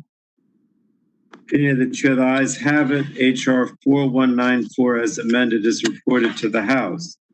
Chair now calls up HR 5567, the Measuring Economics, Driving Investments, and Access for Diversity or Media Diversity Act of 2020. And the clerk will report the bill. HR 5567, a bill to amend the Communications Act of 1934 to require the Federal Communications Commission to consider market entry barriers for socially disadvantaged individuals in the communication marketplace report under Section 13 of such act. Without objection, the first reading of the bill will be dispensed with. The bill is now considered as read. And without objection, the bill is considered as read and open for amendment. Are there any members seeking recognition to speak on the underlying bill, HR 5567? Mr. Vesey is recognized for 5 minutes. Thank you, Mr. Chairman. The Media Diversity Act, the bill that I'm co-sponsoring, Representative Pallone of Missouri, will help solve the problem of diversity and inclusion in our media ownership. Right now, our country is facing a huge problem, a problem of diversity and inclusion when it comes to ownership in the media. This legislation will require the FCC to consider, with the input of its Office of Communications, Business Opportunities of the Commission, market entry barriers for socially disadvantaged individuals in the communications marketplace. Even though it's widely acknowledged that women and people of color are severely underrepresented in ownership ranks, they continue to face obstacles in their ability to participate in the media marketplace. Creating ownership and employment parity to reflect the country's diversity is imperative and will help our nation's competitiveness and bring financial benefits. I urge swift passage of 5567, and I yield the balance of my time, Mr. Chairman. Thank you. Thank you, Mr. Vesey. Ms. Brooks, electronic hand is still up. I don't think you want to speak, do you? I apologize, Mr. Chairman. That's all right. Put it down. I think I'm done speaking for the day. Thank you. Sorry. All right. Mr. Soto, gentleman from Florida is recognized. Thank you, Mr. Chairman, and I move to strike the last word. In committee, we saw minority and women-owned radio stations and television stations as a percentage in single digits. Women own just 6% of full commercial broadcast radio stations, as an example, even though they're 51% of our population. Racial and ethnic minorities own just 7.7% of full power radio stations, even though we account for 33%. Latinos own just 2.9%, obviously a concerning figure for us, even though we comprise 15% of the US population. These dismal numbers merit a call for action. Having diversity and diverse perspectives in front of the camera is very important, but ownership diversity is absolutely paramount. Owners call the shots on programming, advertising, staff, protocols, and other major decisions that have a profound effect on our media. Long-term improvement in diversity of ownership will usher in more enduring change. That's where the Media Diversity Act of 2020 gets it right. It requires the FCC to consider market entry barriers for socially disadvantaged individuals in the communications marketplace. We must make it easier for all communities to start media businesses to serve our growing diversity and diverse perspectives in America. And I want to thank my colleagues for their leadership on this very important bill, and I yield back. Thank the gentleman. Does anyone else want to speak on this underlying bill? Yeah, Mr. Chairman. Mr. Walden, the ranking member is recognized. Thank you very much, Mr. Chairman. I feel compelled to say a few words in support and concur with my friend from Florida, Mr. Soto, and others. As a former licensee of broadcast stations with my wife, we were 50-50 partners in the operation. I couldn't agree more. Getting more diverse voices, not only on the air, but also as owners, is really essential to getting the right information out and out is explained by people who come from different backgrounds. And I think it's really important for the strength of our democracy in our country to have diverse media ownership. And so I'm delighted to be supportive of this effort, and I yield back. Thank the ranking member. Anyone else want to speak on the bill? I don't believe we have any amendments, so we'll just go right to final. Question now occurs on favorably reporting. Oh, Mr. Cardenas, did you want to speak? Yeah, just quickly. Gentleman's recognized. Thank you. I have tremendous respect and appreciation for the ranking member, Mr. Walden, but I'd just like him to take a few seconds to clarify. Did you infer that your wife was the better half of your business? Just a quick question. Oh, she was the reason we achieved whatever success we did, I guarantee you. I got that feeling, but thank you for clarifying. Thank you. I yield back. All right. Thank you. Question now occurs on favorably reporting HR 5567 to the House. All those in favor of reporting HR 5567 to the House will signify by saying aye. Aye. All those opposed will say no. The opinion of the chair, the ayes have it. HR 5567 is reported to the House. Chair now calls up HR 5918. It's a bill to direct the FCC to issue reports after activation of the disaster information reporting system and to make improvements to network outage reporting. Clerk will report the bill. HR 5918, a bill to direct the Federal Communications Commission to issue reports after activation of the disaster information reporting systems and to make improvements to network outage reporting. Without objection, the first reading of the bill will be dispensed with. The bill is now considered as read. And without objection, the bill is considered as read and open for amendment. I know that Ms. Eshu wanted to speak. The chairwoman is recognized for 5 minutes. Thank you, Mr. Chairman. And I move to strike the last word. I want to thank Congresswoman Matsui for her leadership on this highly important bill, and I'm proud to have partnered with her on it. The human impacts of natural disasters are worsened when our communications infrastructure isn't resilient. And unfortunately, this is an issue my fellow Californians know all too well. At one point last year, 874 cell towers were out in my state. And that was caused by wildfires and by power shutoffs. My constituents were worried they wouldn't be able to call 911 during emergencies, receive emergency alerts, especially in the rural areas of my district, or download public safety information. At a hearing in the C&T subcommittee in February, I read out messages I'd received from constituents who felt vulnerable, afraid, and very upset, legitimately very upset, to say the least. And I really shared all of those emotions with them. So we have to help them. Wildfires are getting more frequent and more intense because of climate change. And the public utility, Pacific Gas and Electric, estimates that shutoffs will affect 2 million Californians this year. So without policy changes, good policy changes at the federal and state level, I worry that communications failures will once again worsen the impacts of these disasters. So I'm pleased that we have this legislation before us. It requires the FCC to hold field hearings after the disasters. It requires them to issue preliminary and final reports about each disaster. And it requires and ensures that 911 centers know when the outages impact the calls they may receive.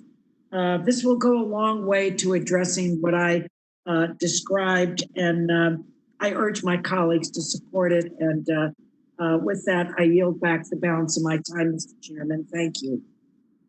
I thank the gentlewoman. Is anyone else hand up? I know Mr. Bilirakis has the Ains. Did anyone want to speak before we go to that? No? Okay. Then we'll go to the Ains, which I believe is Mr. Bilirakis, wants to offer an amendment in the nature of a substitute. Yes, that's correct. I recognize the gentleman. Okay, I have an amendment at the desk. The clerk will report the Bilirakis amendment. Amendment in the nature of a substitute to HR 5918 offered by Mr. Bilirakis. Strike all Without objection, the reading of the amendment will be dispensed with. The gentleman from Florida is recognized for 5 minutes. Thank you, Mr. Chairman. I appreciate it. This amendment in the nature of a substitute makes a number of changes that strengthen the bill by ensuring that the FCC has the time it needs to conduct a proper review of any sustained activation of the disaster information reporting system during a time of crisis and issue a meaningful report. It also adds more details and clarity to the items the Commission must identify in its preliminary report, such as the amount of infrastructure impacted by an outage.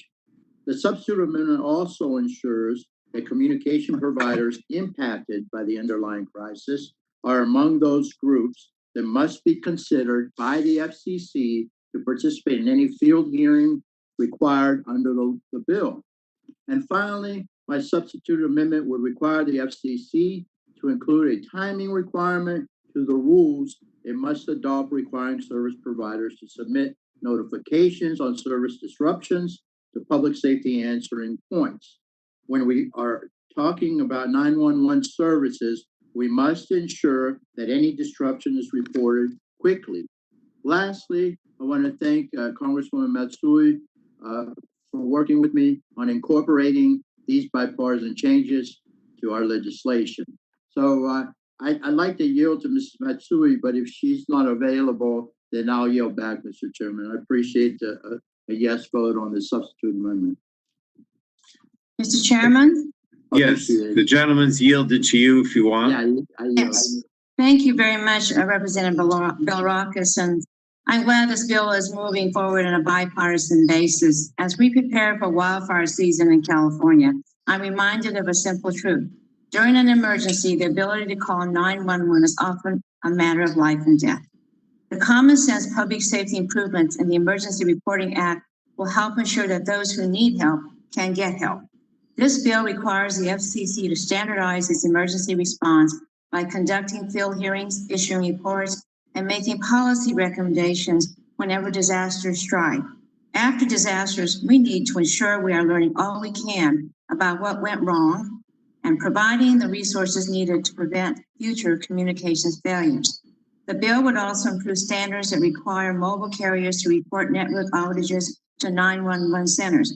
While existing outage reporting requirements exist at the FCC, the notification threshold is high and can lead to situations in which 911 centers are left in the dark about service outages in their territory, jeopardizing public safety. I encourage my support for this important bill, and we will certainly continue to push for a vote on the House floor. With that, I yield back.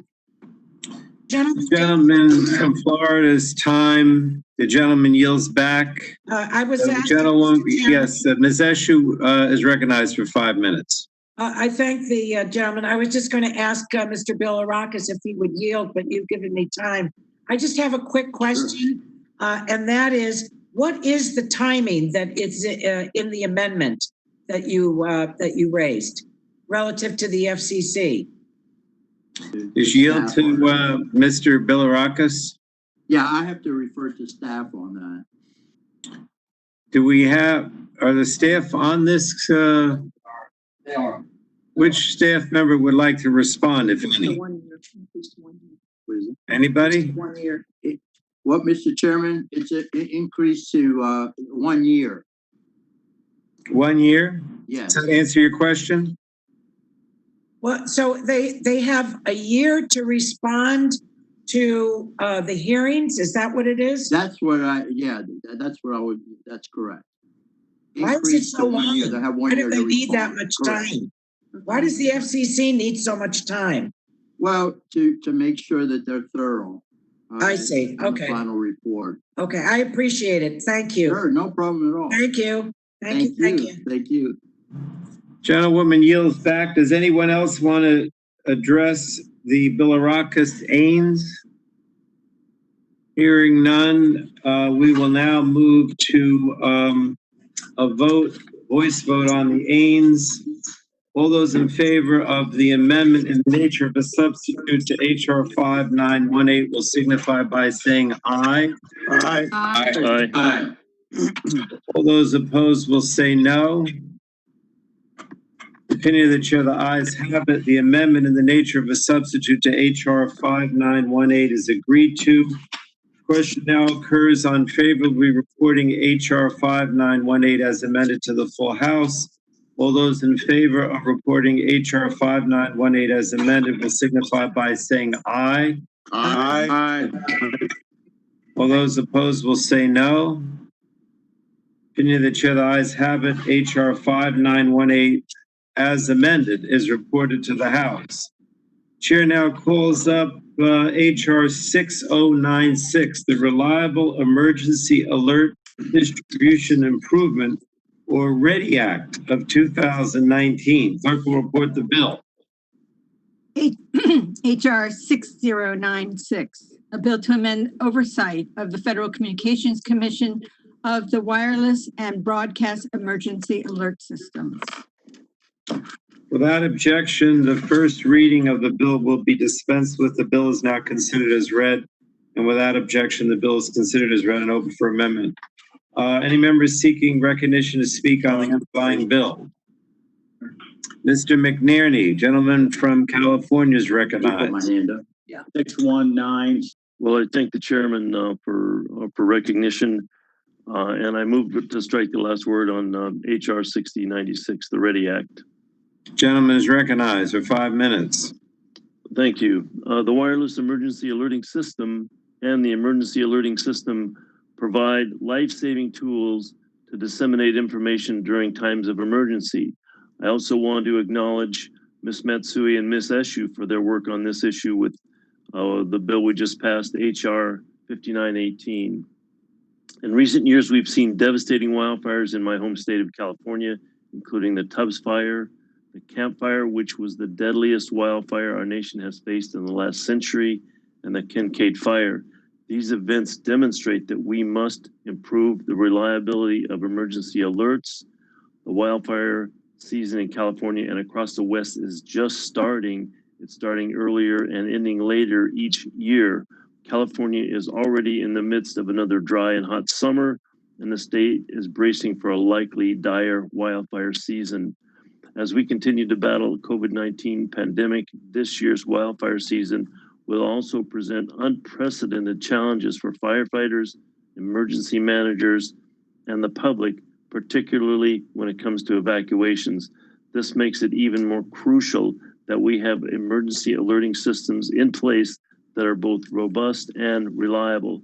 That's why I'm pleased that today we're considering the legislation that I've introduced, HR 6096, the READY Act. This legislation will improve the current wireless emergency alerting system and emergency alerting more broadly, so that my constituents and Americans across the country can count on receiving alerts when faced with emergencies, including wildfires. HR 6096 will ensure that more people receive critical emergency alerts on their mobile devices, televisions, and radios, and will pave the way for examining the feasibility of issuing alerts through online audio and video streaming services. Additionally, this legislation helps states improve their plans for emergency alerting, and it will establish a reporting system for false alerts. I thank my colleagues, Mr. Bilirakis and Mr. Olson, for working with me on this legislation, and I strongly urge my colleagues to support it. I yield back. Thank the gentleman. Does anyone else want to speak on the underlying bill? Mr. Bilirakis? Thank you. Thank you, Mr. Chairman. I appreciate it very much. I move to strike the last word. This legislation builds upon the IPAWS Modernization Act, which I authored and became law in 2016. That bill enhanced the nation's emergency alert texting system and implemented training programs for states. Sadly, we saw an event in Hawaii. Most of you will remember that 2 years ago with a false text alert, which made it clear more action is needed. The READY Act builds upon our prior efforts and will ensure more people receive critical emergency alerts on their mobile phones, the televisions, and radios. It also paves the way for examining the feasibility of using or issuing alerts through online streaming services, and it's an ever popular platform. Even more importantly, this bill will help states improve emergency alert plans and establish reporting systems for false alerts. I ask you to support the amendment and the bill to improve life-saving alerts and help prevent another errant warning message. And again, I'm really proud that I introduced this amendment with the lead sponsor, Mr. McNerney, a good friend of mine, and I urge final passage. Thank you very much, and I yield back.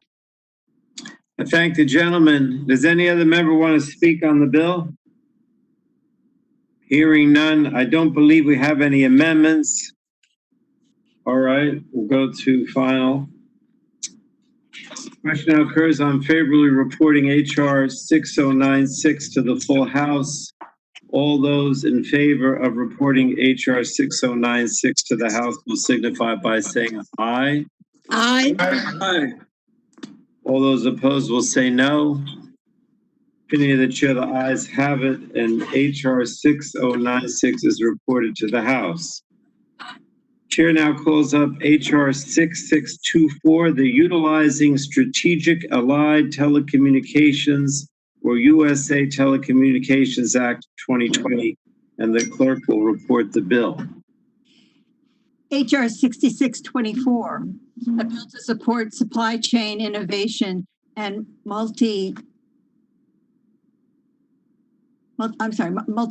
security and for other purposes. Without objection, the first reading of the bill would be dispensed with. The bill is now considered as read. And without objection, the bill is considered as read and open for amendment. Does anyone want to speak on the underlying bill? Ms. Eshu is recognized for 5 minutes. Thank you, Mr. Chairman. I move to strike the last word. It's been a decade, 10 years, 10 long years. I've raised the vulnerabilities in our telecommunications infrastructure directly and how that directly impacts our national security.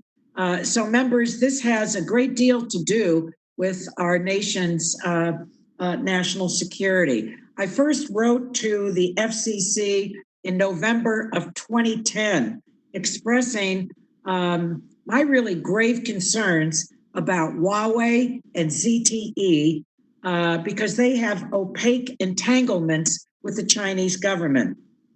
In the intervening decade, Huawei and ZTE equipment has proliferated across our country because it's cheap and it's subsidized by the Chinese government. As we build out 5G networks, we have to protect our national security. And that's why I'm proud to co-sponsor this legislation. It's bipartisan, it's bicameral, and it invests $750 million in the open radio access networks, or Open RAN, R-A-N, and it promotes the deployment of an open network for 5G equipment. Now, I just want to step back for a moment. We hear and talk a lot about 5G, but I don't think most people can tell you what 5G actually is. What it is a set of protocols or technical standards that are agreed to in various multi-stakeholder forums. But unlike previous generations of wireless standards, 5G is largely based on software, Open RAN is a movement to create secure and open software standards for 5G that ensures that our communications are secure, no matter whose equipment the communications travel through. This is critical because even after we remove Huawei and ZTE made cell sites from our country, the companies make parts that are used frequently in the supply chain that won't be completely rooted out. So we can never be 100% secure if we rely on insecure equipment. That's why we need the software used by wireless equipment to be secure by design. And the Open RAN does just that. So for these reasons, Mr. Chairman, I've not only co-sponsored 6624, but I really urge all of my colleagues to vote for this. I think it would send a very important and powerful message to those who need to hear it, that the United States of America is going to secure its networks. And with that, I yield back. I thank the gentlewoman.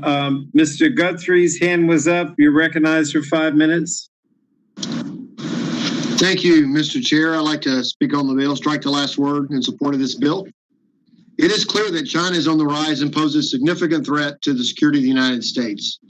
China has taken steps to be a leading technology producer, which threatens our supply chains and our telecommunications networks and those of our allies. In March, President Trump signed into law legislation that was reported out of this committee to protect our communications networks against threats from foreign companies like Huawei and ZTE. It is clear that the United States must support a competitive marketplace in 5G. The solution isn't using government control like China, but using markets to our advantage so domestic and trusted foreign competitors to Huawei can thrive. The USA Telecommunications Act would authorize up to $750 million for a grant administered by the U.S. Department of Commerce in consultation with the Federal Communications Commission and other federal agencies to promote and accelerate the deployment and use of open interface, standards-based, and interoperable 5G networks throughout the United States. Furthermore, 5G is going to be key to ensuring that rural areas have greater access to broadband and mobile service. With more people working and studying from home than ever before, I was proud to join my colleagues to introduce this legislation to help the United States get the equipment we need to improve our wireless networks and ensure they're safe from foreign threats. Thank you, Chairman Pallone, Ranking Member Walden, and Congresswoman Matsui for working with me on this legislation, and I urge my colleagues to support this bill. I yield back. Thank the gentleman. Ms. Matsui is recognized for 5 minutes. Thank you, Mr. Chairman. I move to strike the last word. Gentlewoman is recognized. As an original co-sponsor of the USA Telecommunications Act, I'm glad to see this committee advancing it by voice. And I want to thank very much Ms. Eshu for her wonderful education process here through 5G. And also my good friend, Representative Guthrie, who I work with on many issues like this. The deployment of open and interoperable wireless radio access networks can help enable more flexible, efficient, secure, and intelligent mobile communication. In May, I led a letter with Representative Guthrie calling for Open RAN funding that was signed by 36 other members. With the Senate including Open RAN language in its NDAA bill, I believe the House has an opportunity to also move legislation that speeds the development and deployment of Open RAN technologies. With that, I yield back. Thank you very much. Thank you. Anyone else want to speak on this bill? Otherwise, I'm just going to recognize myself for a minute. Earlier this year, the committee passed and the president signed the Secure and Trusted Communications Networks Act to create a program to fund the replacement of suspect network equipment But that important legislation is only half the battle. We need to create and foster competition for trusted network equipment that uses open interfaces so that the U.S. is not beholden to a market for network equipment that is becoming less competitive. We have to support alternatives to companies like Huawei and ZTE. This bill, the Utilizing Strategic Allied Telecommunications Act, or USA Telecommunications Act, creates a grant program and authorizes $750 million in funding for the National Telecommunications and Information Administration within the Department of Commerce to help promote and deploy open radio access network technologies that can spur that type of competition. So again, I want to thank Mr. Guthrie, Ms. Matsui, Mr. Walden, Ms. Eshu for joining me in leading the legislation. Also want to thank the Senate sponsors led by Senator Warner of Virginia, and I urge all members to support the bill. And I yield back. Does anyone else want to speak on the bill? I don't think we have any amendments, so we'll go right to final passage. Question now occurs on favorably reporting H.R. 6624 to the House. All those in favor of reporting H.R. 6624 to the House will signify by saying aye. Aye. All those opposed will say no. In the opinion of the bill of the chair, the ayes have it, and H.R. 6624 is reported to the House. I believe we only have one more bill, and the chair calls up H.R. 7310, the Spectrum IT Modernization Act of 2020. The clerk will report the bill. HR 7310, a bill to require the Assistant Secretary of Commerce for Communications and Information to submit to Congress a plan for the modernization of the information technology systems of the National Telecommunications and Information Administration and for other purposes. Without objection, the first reading of the bill will be dispensed with. The bill is now considered as read. Without objection, the bill is considered as read and open for amendment at any point. I believe Mr. Doyle wants to speak. I'll recognize the chairman for 5 minutes. Thank you, Mr. Chairman. And first, let me congratulate you and Ranking Member Walden and all of our colleagues on the Energy and Commerce Committee for reporting out 30 bills today in about 4 hours. That's probably a record and a testament to the bipartisan nature of this committee. You have obviously saved the best bill for last. And I am happy to speak on it. The Spectrum IT Modernization Act, which I have introduced, along with Ranking Member Latta and Representatives Wahlberg and Larson, will help modernize federal spectrum management systems and update and strengthen the interagency review process for the use of federal spectrum resources. Wireless spectrum enables much of the technology that powers our modern economy and our modern way of life. From Wi-Fi to Bluetooth to 5G in the future, wireless spectrum is the infrastructure of the 21st century. The federal government is the largest holder of spectrum in the United States, and I believe has a critical responsibility to manage this resource in a way that incentivizes innovation and creates opportunity. Much of the spectrum that consumers and businesses use today has been repurposed from the federal government. And as we have seen the last few years, we cannot merely depend on federal agencies to work together cooperatively and collaboratively to ensure that the federal government is using its spectrum resources in the most efficient way. It's my hope that this legislation will help address some of the chaos that we have seen over the last several years around a number of FCC decisions regarding federal spectrum resources. I want to thank my partner in this endeavor, Ranking Member Latta, for working with me through multiple versions of this legislation. I'm glad to see that this legislation was included in both the House and Senate NDAAs, and I hope we can see it signed into law this year. I also want to thank the committee staff for their diligence in working to address this issue, including A.J. Brown, Jerry Leverich, Alex Holmes-Sarek on the majority staff, and Rochelle Rathor, Kate O'Connor, and Evan View with the minority staff for their work on this bill and all the other legislation from the Communications and Technology Subcommittee that we have considered here today.